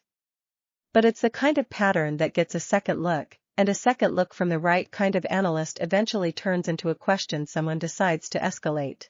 Mimuri had gone very still, the particular stillness Izuku had learned to recognize as her processing something she did not yet want to feel out loud. Do we know who's writing it? A name. Lady Nagant said it carefully, watching for reactions.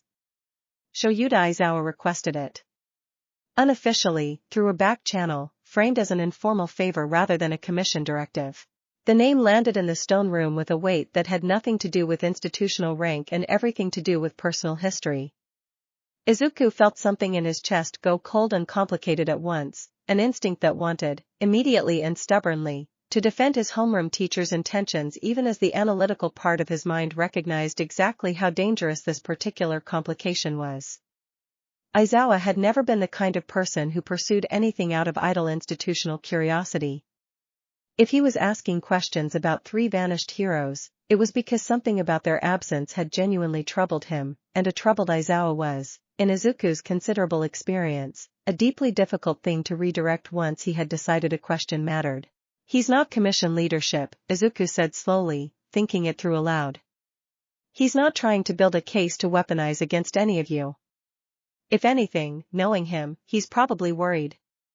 He doesn't trust the Commission's official narratives about anyone, least of all about heroes the Commission found convenient to discard.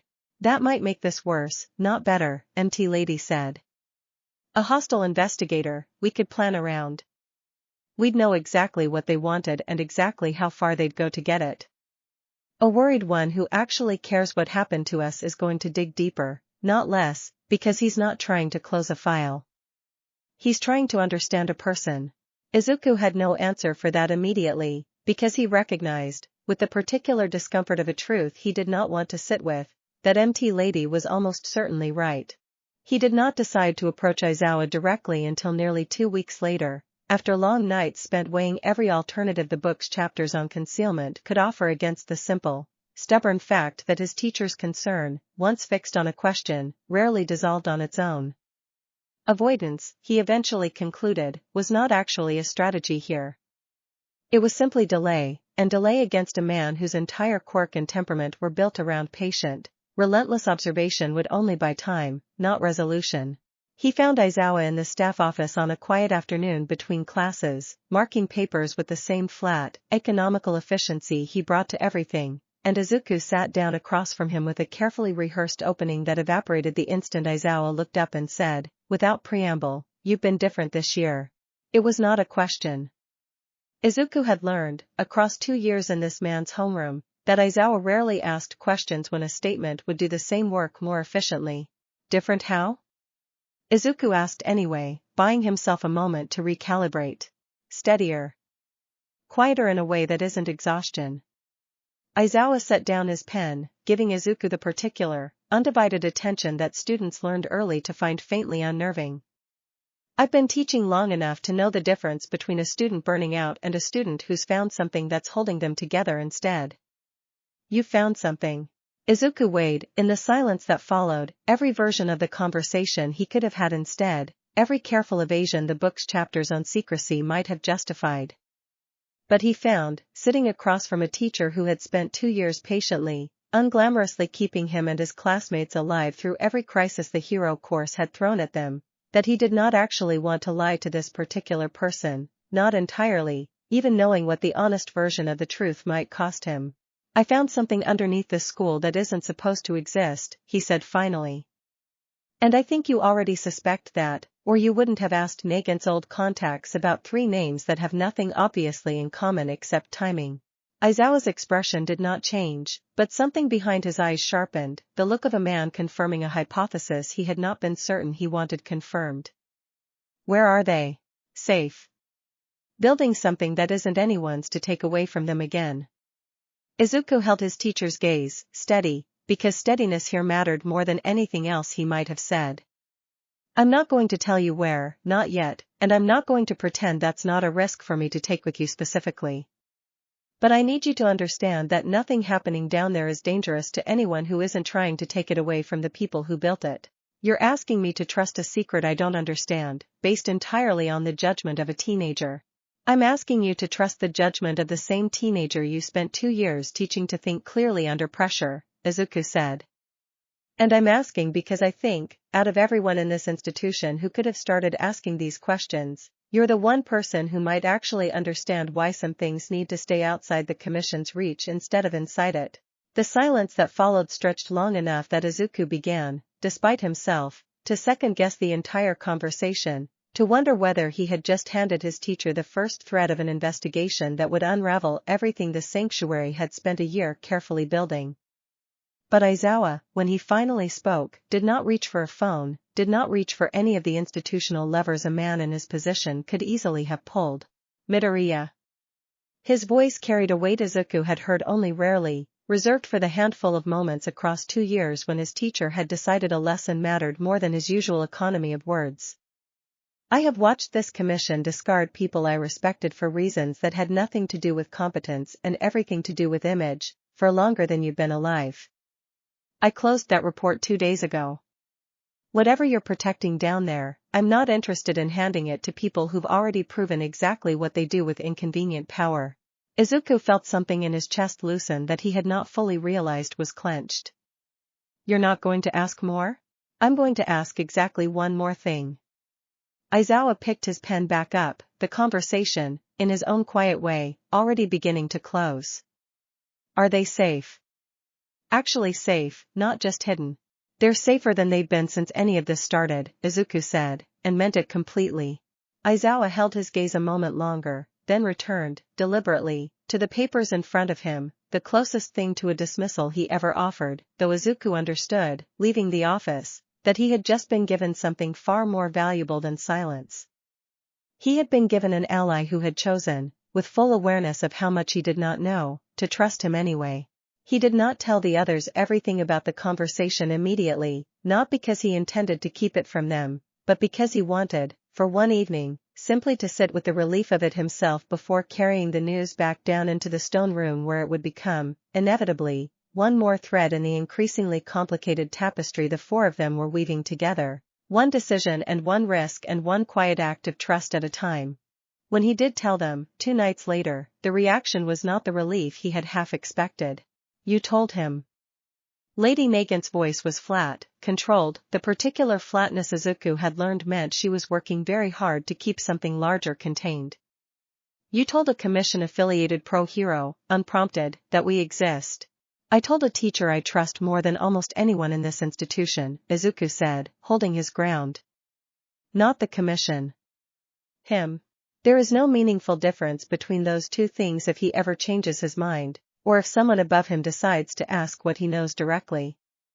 She was on her feet now, the old coiled tension of her former career visible in every line of her posture.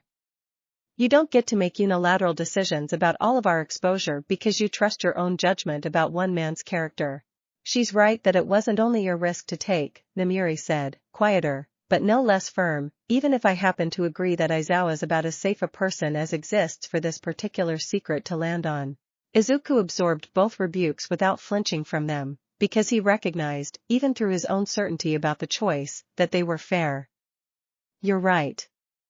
I should have brought it to all of you before I acted, not after. That was mine to fix by talking to you, not mine to decide alone. He looked between them, steady. I'm not going to pretend I regret the outcome. But I do regret not trusting you all with the decision before I made it.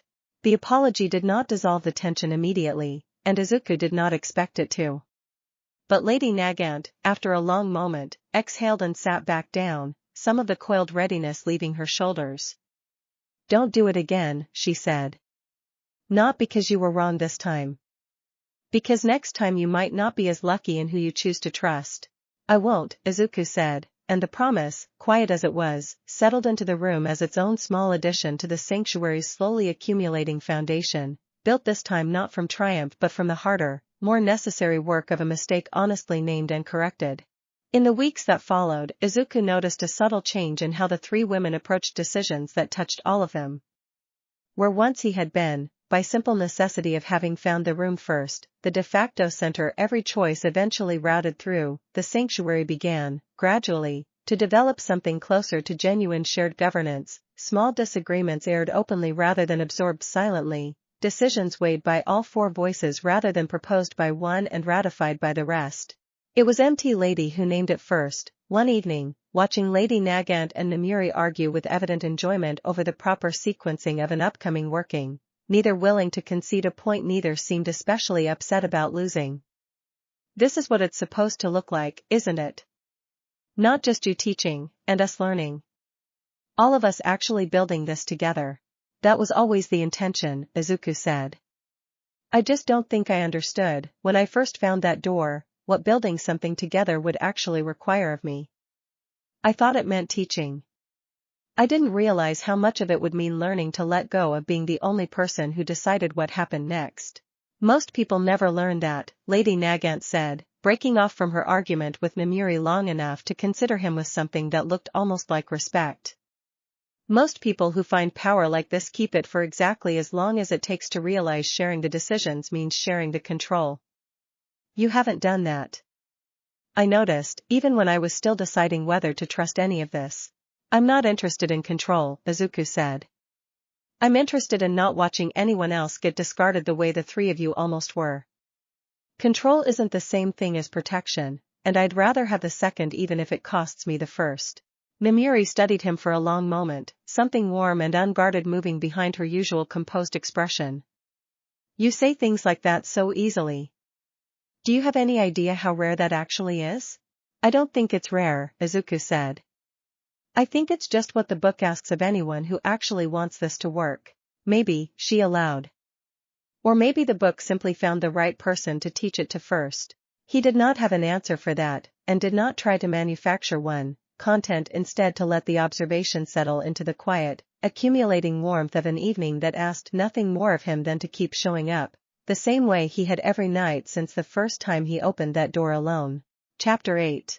By the time the second year of the sanctuary's existence turned over into autumn again, the stone room had changed in ways that went beyond the steadily strengthening hum of the standing stones at its center. Lady Nagant had grown into the thread discipline with a thoroughness that had begun, in the book's later and more demanding chapters, to edge towards something the text called true mastery, a milestone it warned took most practitioners the better part of a decade to reach and which she appeared to be approaching in barely 2 years, a fact that troubled her more than it pleased her. It isn't right, she said one evening, examining her own hands after successfully redirecting a thread of focused force around 3 separate obstacles in close succession, a working the book's diagrams suggested should have taken months of additional practice to manage cleanly. Nothing about my life has ever come this easily. I don't trust things that come easily. Maybe it's not coming easily, Izuku offered. Maybe you spent years building a different kind of precision, under circumstances none of us would wish on anyone, and this is just what it looks like when that same discipline finally gets pointed at something you actually chose. She did not answer immediately, but something in her expression, in the months that followed, softened by degrees so small that only someone watching as closely as Izuku had grown accustomed to watching would have noticed them accumulate into an actual change.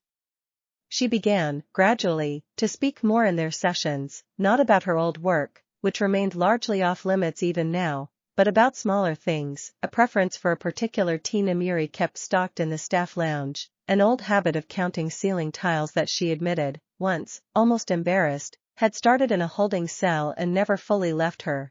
Izuku treasured these small admissions more than he let on, understanding instinctively that a woman who had spent her entire previous existence giving away as little of herself as possible was, in these small unguarded moments, handing him something that cost her more than any working the book could teach. MT Lady's progress with the mantle discipline had taken a turn none of them anticipated, evolving past simple presence and scale into something the book described, in a chapter near its midpoint, as anchoring, the ability to extend that presence outward not merely as size but as a kind of protective gravity, a steadying force that calmed the people standing within its reach. She discovered this almost by accident, during a session when Lady Nagant, working through a particularly difficult sequence, had grown visibly frustrated enough that her hands had begun, faintly, to shake, an old tremor from years of stress she rarely allowed anyone to witness.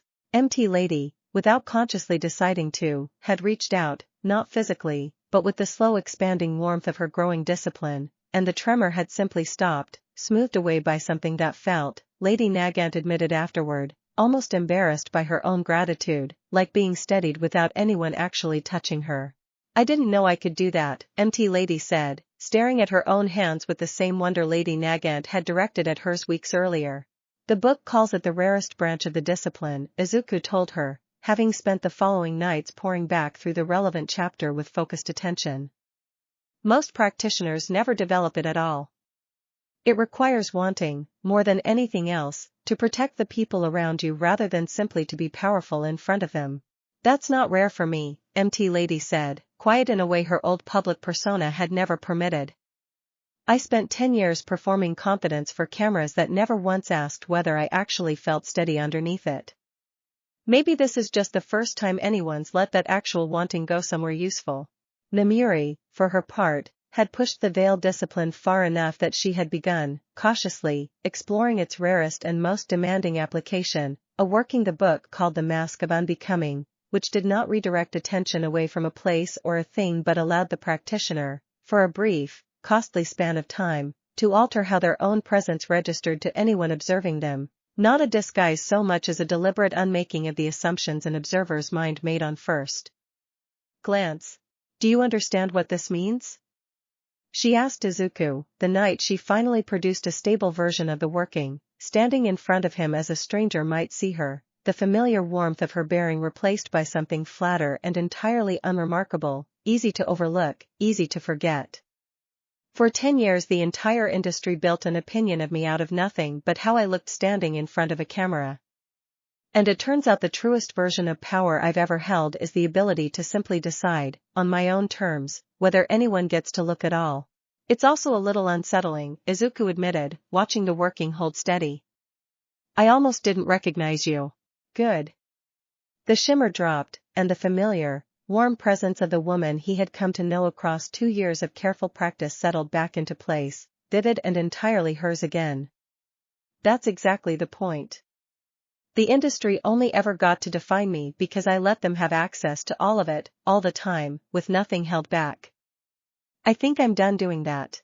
The discovery did not come without cost. The book was clear, in the same chapter that described the Mask of Unbecoming, that a working of this depth drew heavily on the practitioner's own reserves, and Namiri spent the better part of the following week recovering a steadiness that had briefly slipped, more tired than Izuku had seen her since the earliest, most exhausting months of her training. He found himself, more than once that week, simply sitting with her in the quiet hours after a session, saying little, content to let his presence do whatever small steadying work it could while her own strength slowly returned. You don't have to babysit me, she told him, on the third such evening, though without any real edge behind it. I'm not babysitting, Izuku said. I'm sitting with someone who matters to me while she recovers from doing something extraordinary. Those aren't the same thing. She was quiet for a moment, studying him in the low light of the dimming stones. You've gotten better at saying things like that. A year ago you would have tripped over half that sentence. A year ago I hadn't had as much practice saying true things out loud, Izuku said. Apparently it gets easier. Apparently, she agreed, and let her head rest, briefly, against his shoulder, a small unguarded gesture that asked for nothing and offered, in its own quiet way, everything. It was on a quiet evening near the end of that second autumn, the four of them finishing a session that had run later than usual, the stones humming low and contented around them, that Izuku found himself sitting back against the cold stone wall, watching the three women who had become, somewhere across 2 years he could not point to a single exact moment for, the center of a life he had once expected to spend entirely alone with a secret too dangerous to share. "You're doing it again," Namiri said, settling down beside him with the particular easy familiarity that had grown between them, no performance left in it at all. "Watching us like you're cataloging something." "Old habit," Izuku admitted. "I used to fill notebooks with observations about every hero and villain I ever studied. I think some part of me never stopped doing that. I just changed what I'm studying." "And what have you concluded, after 2 years of careful study?" Lady Nagant asked, dry, though something almost warm moved beneath the dryness now, a private joke shared rather than a wall raised. Izuku considered the question seriously, because it deserved a serious answer, and found, when he spoke, that the truth had been sitting in him for longer than he had consciously acknowledged. That the world spent its energy deciding all three of you were disposable, and it could not have been more wrong.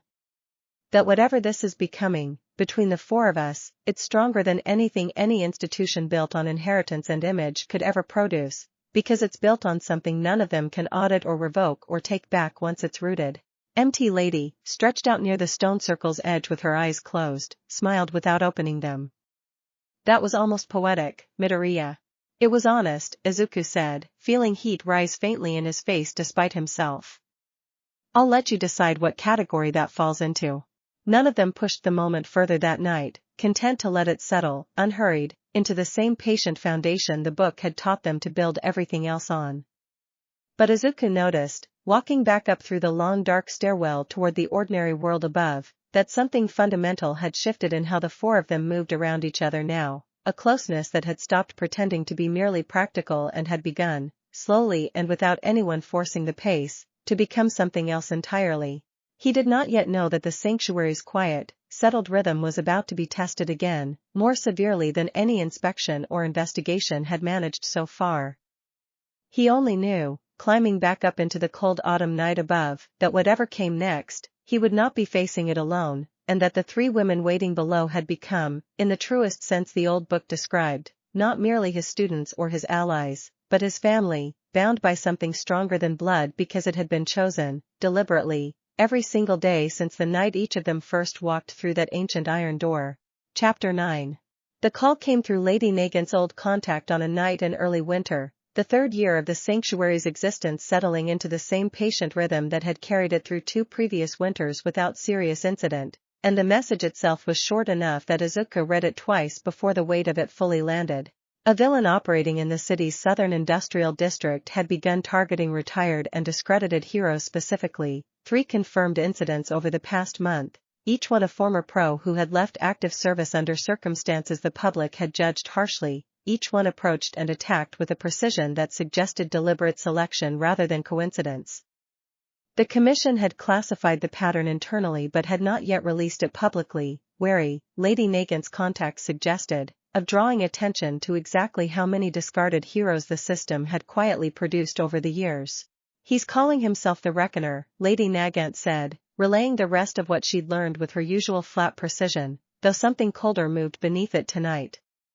"His quirk lets him drain the residual hero registration data out of a target, some kind of biometric signature still active even after someone's license is revoked.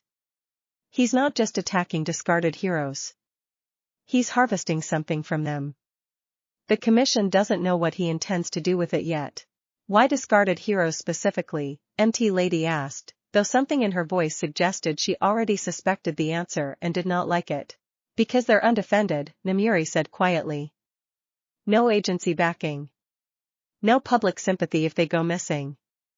No urgent press conference demanding answers.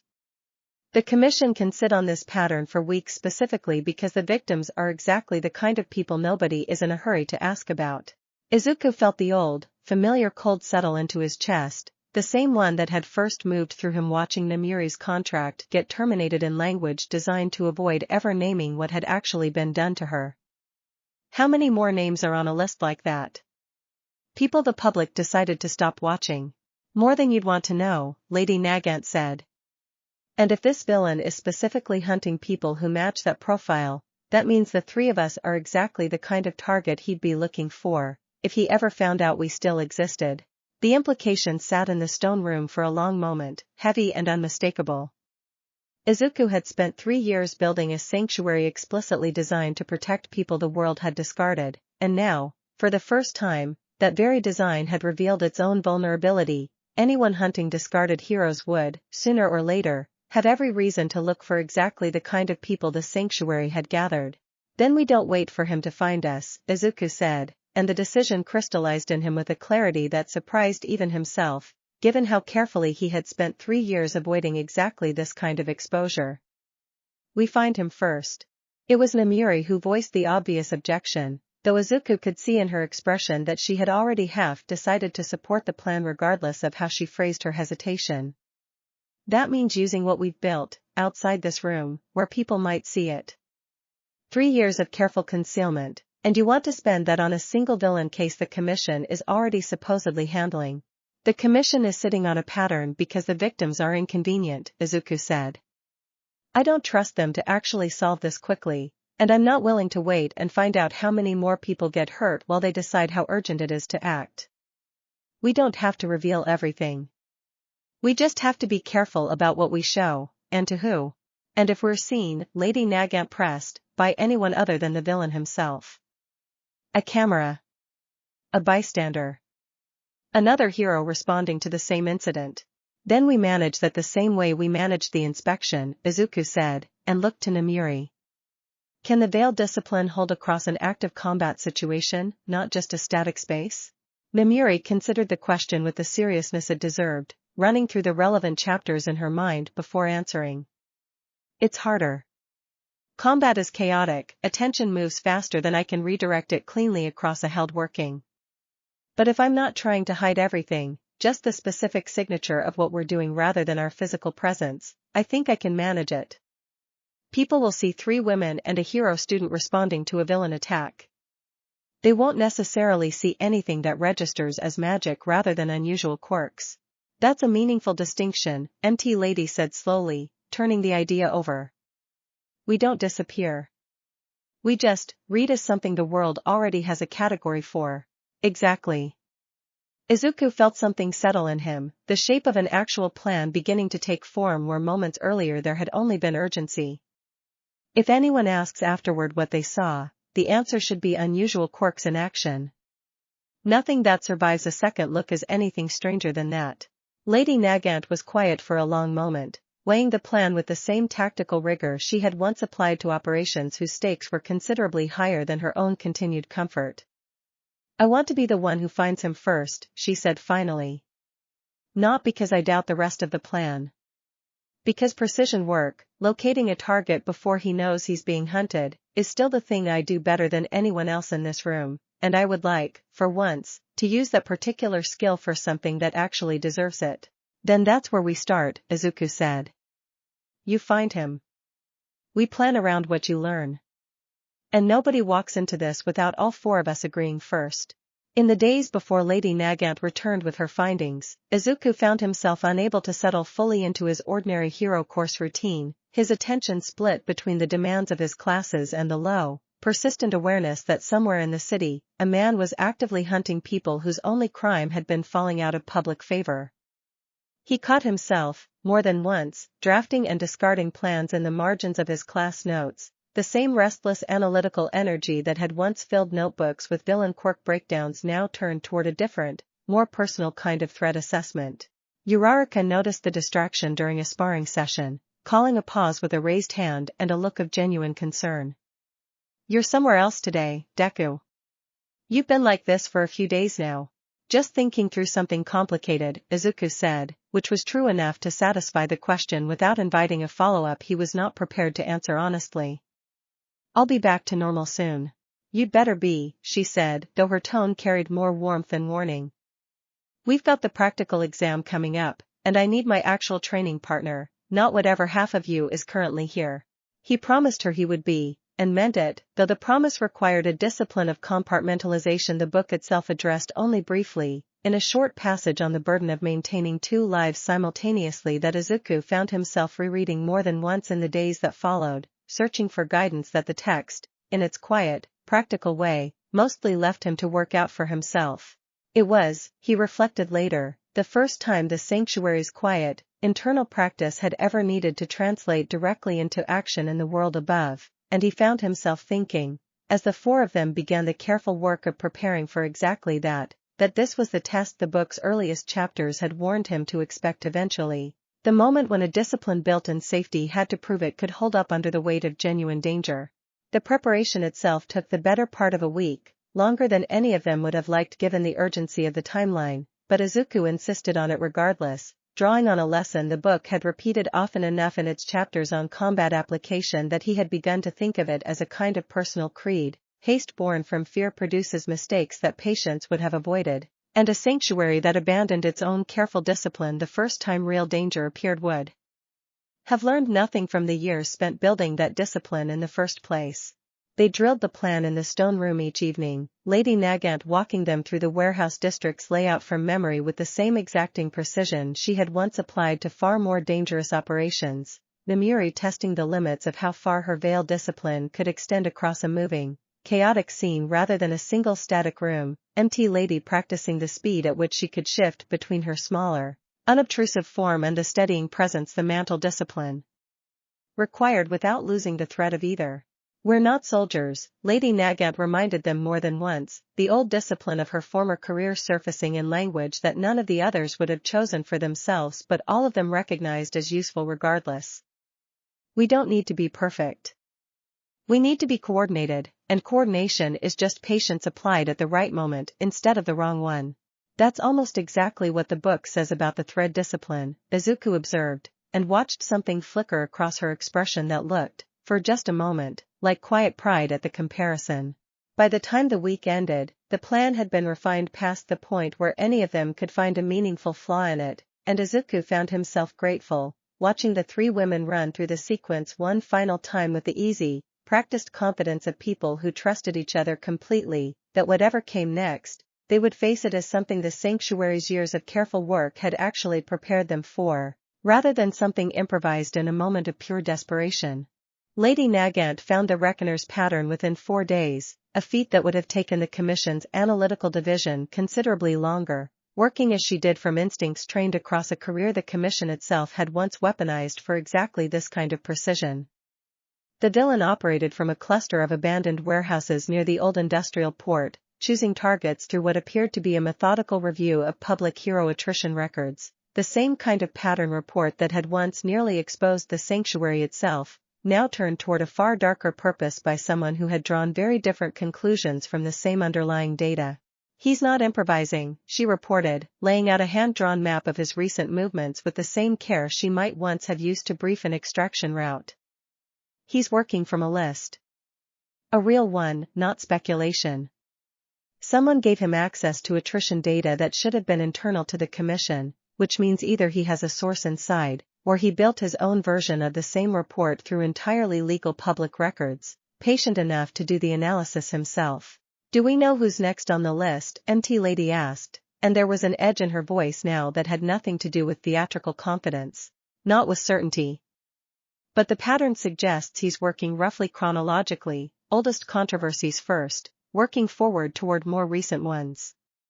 Lady Nagant's expression did not change, but something in the set of her shoulders did. At his current pace, he reaches the three of us within 6 to 8 weeks. The number landed in the room with the particular weight of a deadline that had, until that moment, felt theoretical. Izuku looked around at the three women who had become, across 3 years of careful, patient building, the center of everything he had chosen to protect, and felt the old cold determination that had first carried him into the basement settle, once more, into something he intended to act on rather than simply feel. Then we move before he reaches anyone else on that list, he said. Not just to protect ourselves. Because every name between here and us on that list is someone the world already decided wasn't worth protecting once.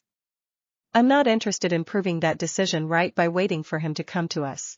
Namiri studied him for a long moment, something complicated and proud moving behind her usual composure. You've changed since that first night in the lounge, Midoriya. You used to come to me asking how to help one person. Now you're talking about a list. I don't think I've changed as much as the scale of what I understand has, Izuku said. The problem was always this big. I just didn't know it yet. Chapter 10.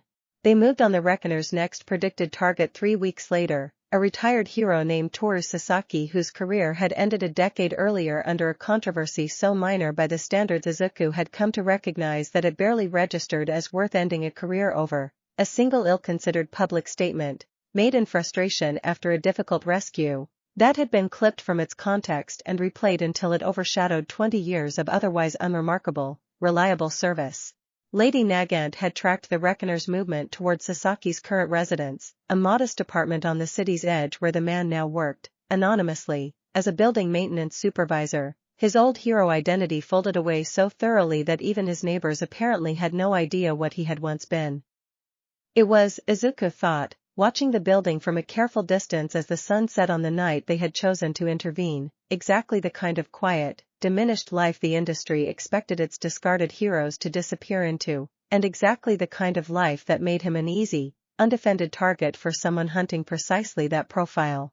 He's inside, Lady Nagant confirmed, lowering the small scope she had adapted, with considerable effort and several failed early attempts, into a working that channeled the thread discipline through conventional optics, extending her perception considerably beyond what an untrained eye could manage. Reckoner's 3 blocks out, moving slow, methodical. He's not in a hurry. He thinks he has all the time he needs. Then we don't give him any, Izuku said, and looked to the others, the plan they had spent 3 weeks refining settling into its final shape now that the moment had actually arrived. Namiri, the veil goes up the second we engage. MT Lady, you're the anchor if anything goes wrong, steady whoever needs steadying, civilian or otherwise. Nagant, you have the first clean shot if he gives you one, but only if it ends this without unnecessary force. We're not trying to make an example of him.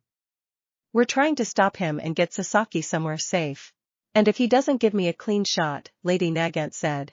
Then we adapt, Izuku said. Same as always. They moved into position as the Reckoner approached the building, a man whose appearance gave away nothing of the violence his quirk apparently enabled, ordinary in a way that made Izuku's analytical mind immediately suspicious of how easily he must have moved through crowded streets without ever drawing notice.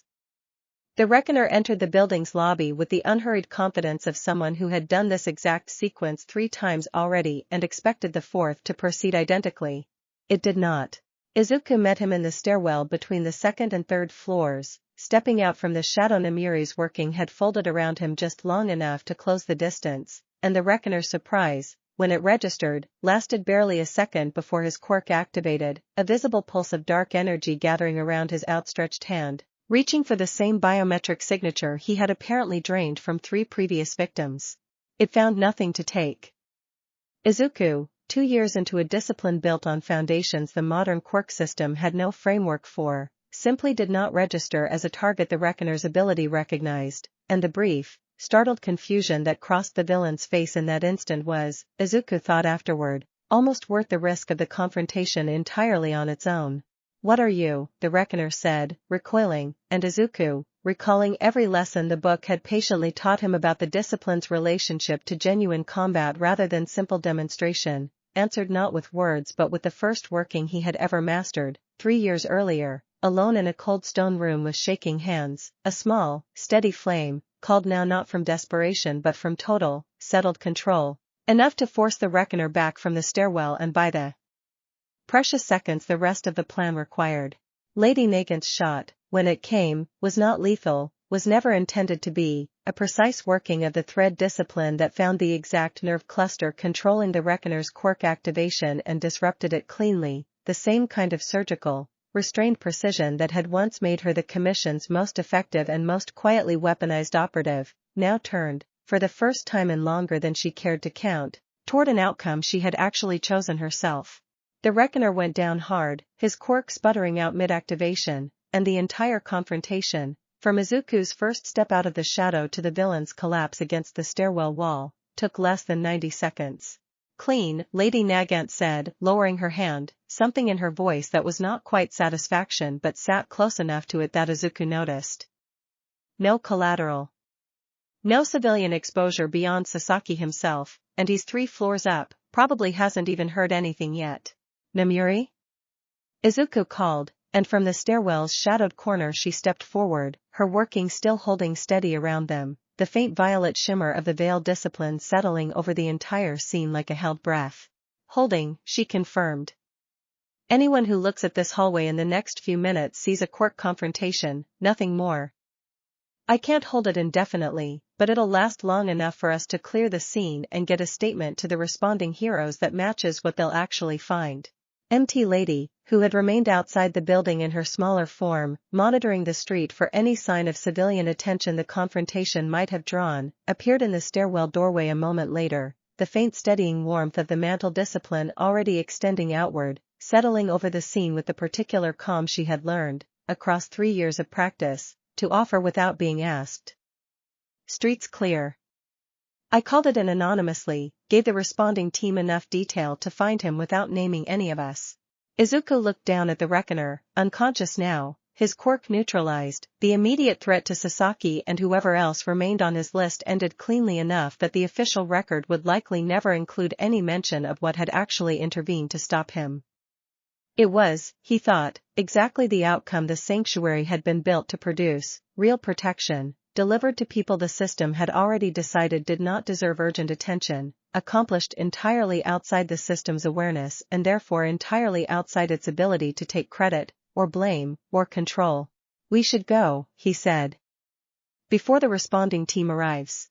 They left the way they had come, 4 figures moving through the gathering dark with the particular quiet efficiency of people who had spent 3 years learning to be unseen by choice rather than by circumstance, and Izuku found himself thinking, as they put distance between themselves and the building, that this was the first time the sanctuary's quiet work had directly, undeniably saved someone's life rather than simply rebuilt the lives of the 4 people who had founded it. It would not, he understood with a clarity that settled into him like the cold winter air, be the last time. Toru Sasaki never learned the names of the people who had stopped the reckoner from reaching him. The official report, filed by the responding hero team the following morning, credited an anonymous tip and the villain's own apparent quirk malfunction for his unexpectedly clean capture, a conclusion that satisfied the Commission's need for a tidy resolution without requiring anyone to explain details that did not actually exist in any official record. Izuku read the report 3 days later, in the staff lounge where he had first found Namuri the year her own career ended, and felt something settle into place that he had not fully expected, not triumph, exactly, but a quiet, steady satisfaction that asked for no recognition because recognition had never been the point. You're smiling, Namuri observed, reading over his shoulder with the easy familiarity she had earned across 3 years of shared practice.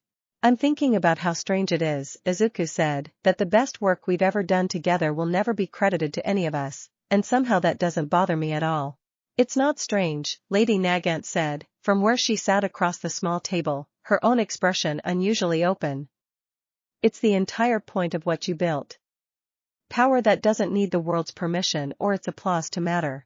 Power that doesn't need the world's permission to matter, MT Lady repeated slowly, turning the phrase over with evident satisfaction. I think that might be the truest thing anyone's said about this sanctuary since the night I first walked into that stone room. Izuku looked around the small table at the 3 women who had become, across 3 years he still sometimes struggled to fully believe had actually happened, his family in every sense the old book's careful, patient language had ever described, and found that he had nothing to add to MT Lady's observation that would not simply repeat it in slightly different words. Some truths, he had learned, needed no elaboration once they had finally been spoken aloud. He thought, in the quiet that followed, of every version of heroism he had grown up idolizing as a child, the bright public ceremonies and the grateful crowds and the careful, choreographed gratitude the industry built around its most visible successes. None of it, he realized, had prepared him for how complete this particular kind of satisfaction would feel, stripped entirely of audience, built on nothing but the simple, private knowledge that a man who deserved protection had received it. It struck him as a stranger, deeper version of the dream he had once carried as a quirkless child watching All Might's rescues on television, a version that asked nothing of the world's approval to feel completely, unambiguously worth doing. "You've gone quiet again," Lady Nagant observed, watching him with the particular attentiveness she had developed across years of learning to read him. "Just thinking about how different this feels from what I used to imagine heroism would be," Izuku said. "I used to think the point was being seen doing the right thing. I think I understand now that the point was always just doing it, and the rest was only ever decoration." "That's a heavier realization than it sounds," Namiri said softly. "Most people spend entire careers chasing the decoration without ever noticing they'd stopped caring about the substance underneath it. I'm glad you noticed the difference this early." "I had good teachers," Izuku said, and meant the small joke completely, watching the warmth it produced settle over the table like its own quiet reward. But the quiet satisfaction of that morning would not last uninterrupted. The Reckoner had been only one name on a list that, Lady Nagant's continued investigation soon confirmed, extended considerably further than any of them had initially realized, and the Sanctuary's first successful intervention, rather than closing a single isolated threat, had instead opened a far larger question none of the four of them had yet found a clean answer to. How much further was Izuku Midoriya prepared to extend the Sanctuary's quiet, unrecognized protection, and how many more discarded heroes might be waiting, somewhere in the city's overlooked corners, for exactly the kind of intervention the four of them had just proven themselves capable of delivering. Chapter 11. The Reckoner's unusually clean capture, precise enough that the Commission's own forensics team flagged it for a closer review than the anonymous tip explanation comfortably survived, became, over the following weeks, the second thread in a pattern that Izuku had hoped, perhaps naively, the Sanctuary's careful concealment work would prevent from ever forming. It was Aizawa who noticed first, which did not entirely surprise Izuku given how thoroughly his teacher's entire professional instinct was built around noticing exactly the kinds of details everyone else found unremarkable. He found Izuku after class on an unremarkable afternoon, the same flat, economical directness he had used the previous year, settling over the conversation immediately. "The Reckoner case," Aizawa said, without preamble. "Quirk malfunction at the precise moment of apprehension. No visible struggle. No property damage. An anonymous tip detailed enough to locate a target the Commission's own analysts hadn't yet pinpointed, despite having access to considerably more resources than whoever called it in." He studied Izuku with the particular unhurried patience that had once made Izuku squirm through entire detention sessions without saying a word. "That's not luck, Midoriya. That's a clean operation run by someone with very specific capabilities."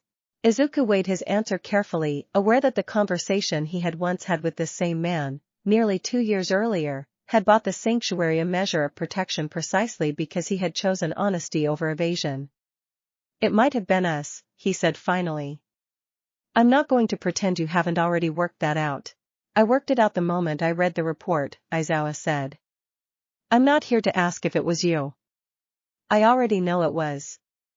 I'm here to tell you that I'm not the only person capable of reading a report that carefully, and the next person who notices might not extend you the same patience I have." The warning settled into Izuku with the particular weight of a truth he had already half suspected but had not yet allowed himself to fully sit with. "You think someone else is already looking?" "I think a clean, unexplained intervention against a villain the Commission was deliberately slow-walking is exactly the kind of anomaly that draws attention from people whose entire job is hunting anomalies." Aizawa's expression did not soften, though something in his voice carried more concern than warning now. "I respect what you're protecting down there, Midoriya. I have for 2 years. But protecting it means being more careful than this, not less. The moment you start using it for anything the Commission might actually notice. We couldn't just let him keep hunting people," Izuku said, and heard, in his own voice, an edge of defensiveness he had not entirely intended. "I'm not telling you that you were wrong to stop him." Aizawa's voice gentled, fractionally, the closest thing to genuine warmth he typically allowed himself. "I'm telling you that the next time, and there will be a next time, because I don't think you're the kind of person who can simply stop noticing a pattern like this once you've started. You need a plan for managing exactly how much attention a clean intervention draws. Otherwise you're not protecting anyone."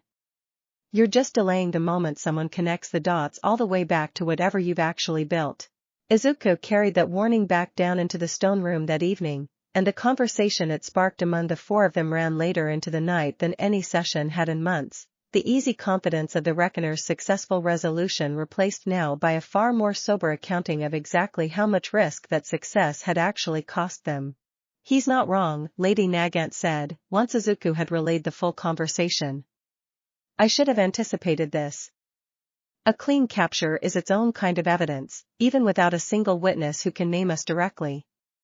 The absence of an explanation is itself a signal to anyone trained to read absences. Then what do we do differently? MT Lady asked. Let the next person on that list fend for themselves because the cleanup afterward might draw a forensics team's attention? No.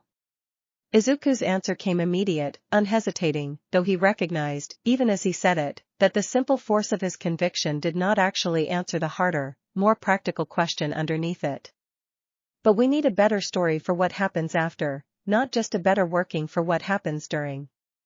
The veiled discipline hides the act itself. It doesn't explain the outcome convincingly enough to survive someone actually looking for inconsistencies. Namiri considered this for a long moment, turning the problem over with the same careful, exacting attention she had once given to disguising the sanctuary's entrance itself. We need a name, she said finally. Not ours. A cover identity, something the public and the Commission can attribute these interventions to, that isn't simply unexplained absence. If people believe a specific, if mysterious, actor is responsible, they stop looking for the actual explanation, because they already have one that satisfies the question. A vigilante identity, Lady Nagant said slowly, considering it. Untraceable, deniable, but present enough in the narrative that an investigator closes the file rather than escalating it. It would need to be careful, Izuku said, already turning the practical mechanics over in his mind. Vague enough that it doesn't invite its own investigation, but specific enough that it actually satisfies the question of who intervened. A name people can attach a story to without that story leading back to any of us. The Sorcerer King, MT Lady offered, half joking, watching Izuku's expression shift at the suggestion in a way that made her grin widen. Oh, you like that one? I don't hate it, Izuku admitted, feeling heat rise in his face despite himself. Though I think something less personally identifying might serve us better. The point isn't to build a legend around me specifically. It's to give the Commission a satisfying answer that closes the question. The Unbound, Namiri offered instead, testing the phrase aloud. Vague enough to mean almost anything. Specific enough to suggest deliberate intervention rather than coincidence. And it carries exactly the right implication, if anyone ever gets close enough to actually understand what we are, people who refuse to stay bound by what the world decided they were worth. The name settled into the room with a weight that told Izuku, even before anyone spoke again, that it had already been accepted. The Unbound, he repeated, and found that he liked the sound of it considerably more than he had expected to. It's good. It gives them something to write about that isn't the actual truth, without requiring us to build out a false identity detailed enough to eventually unravel under scrutiny. It also gives us cover for exactly the kind of work I think you intend to keep doing, Lady Nagant said, studying him with an expression that mixed wry acknowledgement with something warmer underneath it. You're not going to stop at one rescue, are you, Midoriya? No, Izuku admitted. I don't think I am. The Unbound's first official appearance in Commission internal correspondence came 3 weeks later, in a memo Lady Nagant's contact forwarded with a note that read, simply, that the analysts had stopped searching for a literal explanation and had begun treating the matter as an acknowledged unknown, a resolution that satisfied every party involved well enough that no one felt compelled to push further. Izuku read the memo with the particular satisfaction of watching a careful plan succeed exactly as intended, the sanctuary's exposure managed, for now, through a story constructed specifically to satisfy curiosity without inviting deeper investigation. But he found, even in that satisfaction, that the warning Aizawa had delivered continued to sit with him in the weeks that followed, an awareness that the careful balance the four of them had constructed remained, by its nature, fragile, dependent on a story holding together exactly as long as no one had sufficient motivation to dismantle it. We can't keep doing this indefinitely without eventually slipping, he said one evening, the weight of that awareness finally finding its way into words.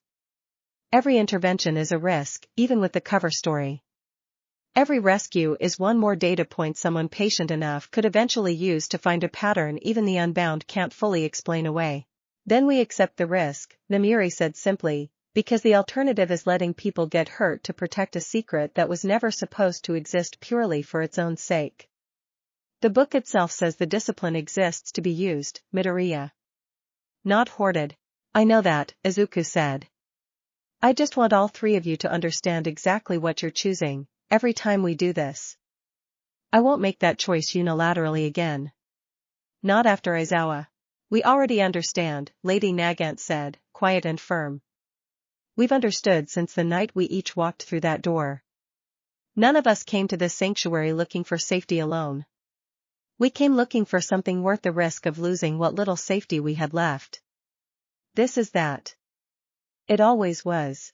Izuku looked around the small circle, at the three women whose trust in him had only deepened in the years since each of them had first chosen, against every instinct their old lives had taught them, to follow a stranger into an unknown room beneath a school that had already discarded one of them and would have discarded the other two given the chance. He felt, in that moment, the particular weight of a responsibility he had not fully anticipated when he first opened that ancient book alone, not simply the responsibility of teaching, but the responsibility of leading people who had chosen, with full knowledge of the risk, to follow him into danger precisely because they trusted he would not lead them there carelessly. Then we keep going, he said. Carefully. Together. And we start thinking seriously about who else might need exactly what we've built, because I don't think the Reckoner was an isolated case, and I don't think we're finished yet. That conversation marked the beginning of what Lady Nagant, with characteristic precision, began calling the ledger, a carefully maintained, entirely private record of names, drawn from public attrition data and Lady Nagant's still active network of cautious contacts, cross-referenced against credible threats and quietly escalating risk. It was not, Izuku insisted from the start, a list of everyone the sanctuary intended to save, because the book's own warnings about overextension applied here as much as anywhere else. It was instead a careful triage, an attempt to identify, among the many discarded heroes the industry had produced over the years, which few faced genuine, immediate danger rather than simply diminished circumstances the four of them lacked the capacity to fully repair. We can't fix what the industry did to all of them, Izuku said, the first night they sat together reviewing the ledger's early entries. Most of what was taken from these people was reputation, dignity, a sense of being valued for work they did well. We can't restore any of that directly, and I don't think trying to would actually help most of them. But we can make sure none of them end up like Sasaki, MT Lady said. Hunted by someone who decided their diminished circumstances made them easy prey. That's the line, Izuku agreed. Genuine danger, not just diminished standing. We watch for the first. We accept that we can't undo the second.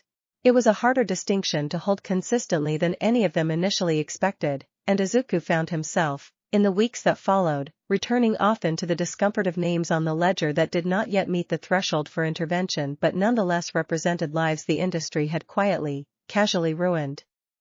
He learned, slowly, to sit with that discomfort rather than let it drive him toward overextension, a lesson the book itself seemed to anticipate, devoting an entire late chapter to the particular danger practitioners faced when their growing capability outpaced their capacity to use it wisely. That chapter, titled simply The Weight of More, warned in language unusually direct for the book's otherwise careful, archaic prose that the deepest failure waiting for any practitioner who grew genuinely capable was not arrogance, as Izuku had initially expected, but exhaustion born of trying to carry every injustice within reach simultaneously. The book counseled, instead, a discipline of selection nearly as demanding as any combat technique, the ability to look clearly at suffering one could not yet address, to feel its full weight without flinching from it, and to choose, deliberately and without guilt, which fights were actually theirs to take on now. It's strange, Izuku admitted to Namiri one evening, after rereading the chapter for what felt like the 10th time. I spent years training to get stronger so I could help more people. Now I'm reading an entire chapter about the discipline of accepting I still can't help everyone, even with all of this. That's not a contradiction, she said gently. That's just what actual strength looks like once you have enough of it to matter. The fantasy version never has to choose. The real version always does. Outside, the city continued its ordinary unsuspecting rhythm, entirely unaware that a quiet, unrecognized power had begun, deliberately and with growing confidence, to reach beyond the stone room that had first sheltered it, extending itself outward into the same world that had once tried so thoroughly to discard the very people now choosing, on their own terms, to protect it. Chapter 12. The weeks that followed the Reckoner's capture settled into a new rhythm, one Izuku found himself adjusting to with a mixture of pride and quiet, persistent worry. He did not entirely succeed in hiding from the three women who had grown skilled, across 3 years of close practice, at reading him more accurately than he sometimes managed to read himself.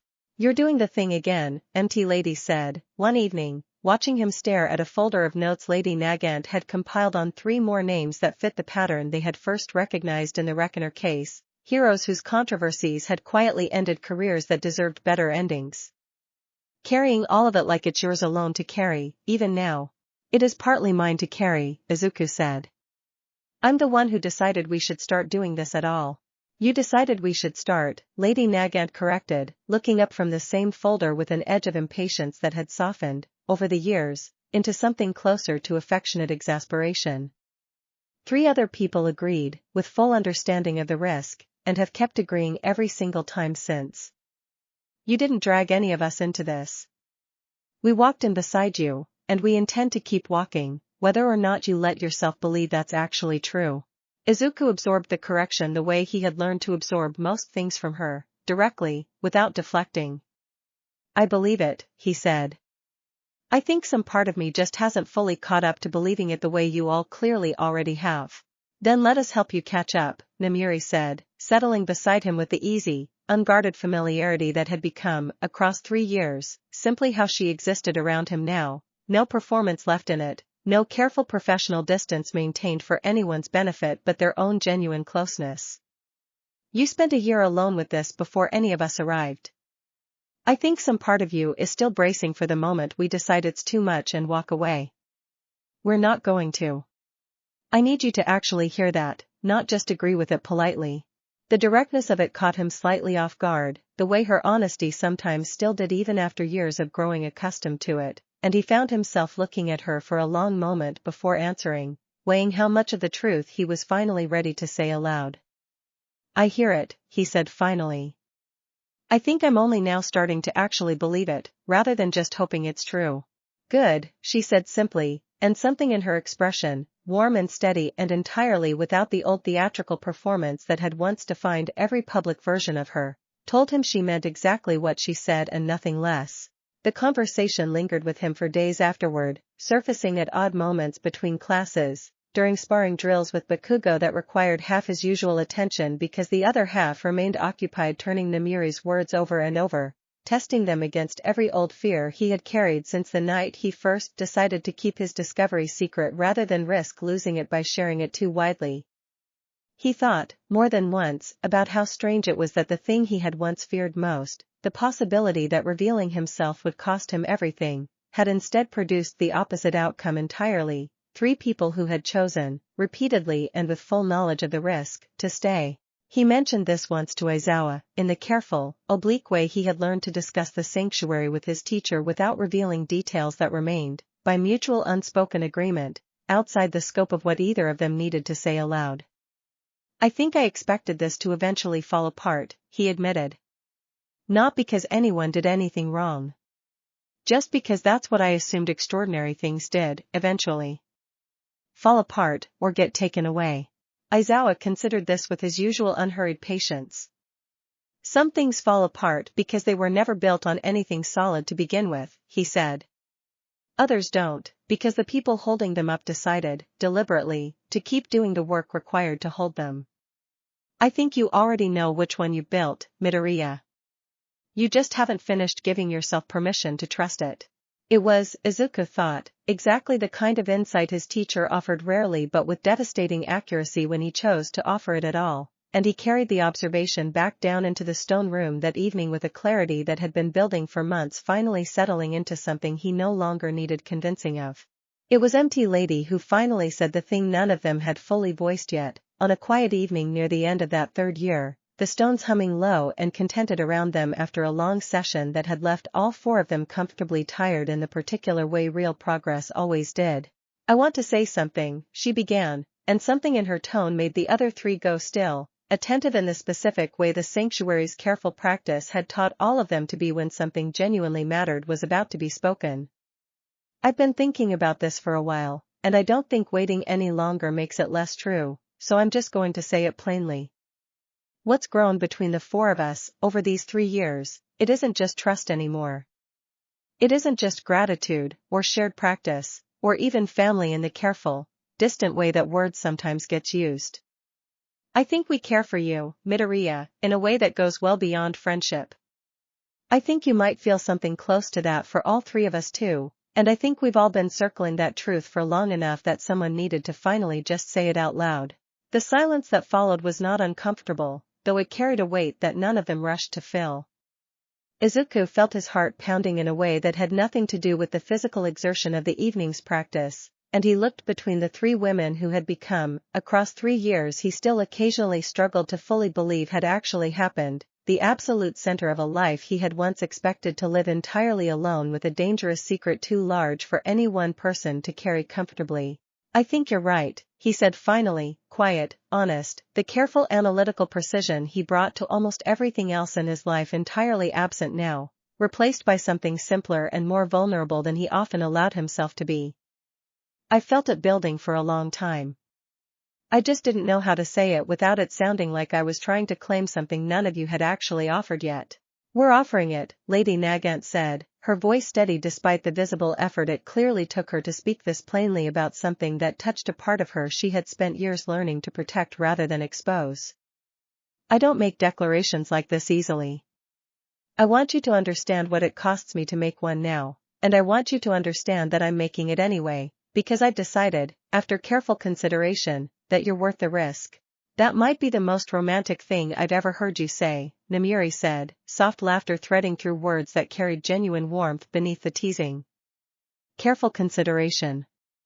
Honestly, I don't do anything without careful consideration," Lady Nagant said, though something almost like a smile crossed her face. "That includes this."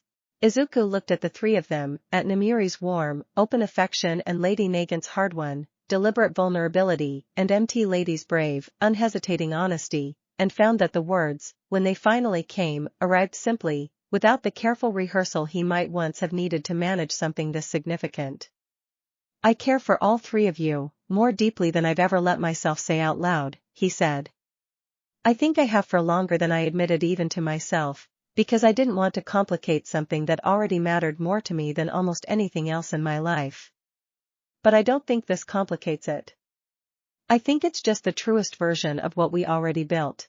What followed was not a single dramatic gesture but a quiet, unhurried settling, for people who had spent 3 years learning to trust each other completely now allowing that trust to deepen into something the old book's earliest chapters had described, in careful, reverent language, as the rarest and most binding outcome of a coven built on genuine devotion rather than convenience, a bond that asked nothing of any of them they had not already chosen freely, repeatedly, across years of patient, deliberate practice. The book, when Izuku finally returned to its later chapters that night, offered language for what had just happened between them that felt, for the first time since he had first opened its cover alone in a cold stone room, less like instruction and more like recognition. A binding freely chosen, it read, asks nothing that was not already given. It does not consume what already exists between true companions. It only makes visible, and durable, what their own choices had already built. He read the passage to the others the following evening, and watched Namiri's expression soften at the words, watched Lady Nagant's careful composure ease into something unguarded, watched MT Lady's bright, expansive warmth fill the stone room more completely than it ever had before. "Do you want to do it?" Namiri asked quietly. "The actual binding the book describes. Not because anything between us needs more proof than we've already given each other. Because I think, after everything, we've earned the chance to make it as durable as the book says it can be." Izuku considered the question with the same seriousness he had given every major decision since the night he first found the door beneath the library annex. I want to, he said. But only if all three of you want it too, and only once we understand exactly what we're agreeing to. The book is clear that a binding like this isn't ceremonial. It's structural. It changes something real about how the four of us are connected, in ways I don't think any of us should commit to without fully understanding first. Then we study it properly, Lady Nagant said, practical even now, even here. Before we do anything else. We've waited 3 years to say what we feel out loud. We can wait a little longer to make sure we understand exactly what we're choosing before we choose it permanently. It was, Izuku thought, exactly the kind of careful, deliberate patience the sanctuary had been built on from its very first night, and he found himself grateful, watching the 3 women he had come to care for so deeply settle into the serious work of studying the book's most demanding chapter together, that nothing about what they had built together had ever required rushing to feel real. He thought, watching them, of the boy who had once knelt alone on a cold stone floor reading a single sentence 30 times over, certain he had stumbled onto something he would have to carry by himself for the rest of his life. That boy could not have imagined this room as it existed now, warm with 4 lives woven together by choice rather than chance, and Izuku found that he did not need to reconcile the 2 versions of himself completely. He only needed to keep choosing, every day, the path that had led from the first to the second.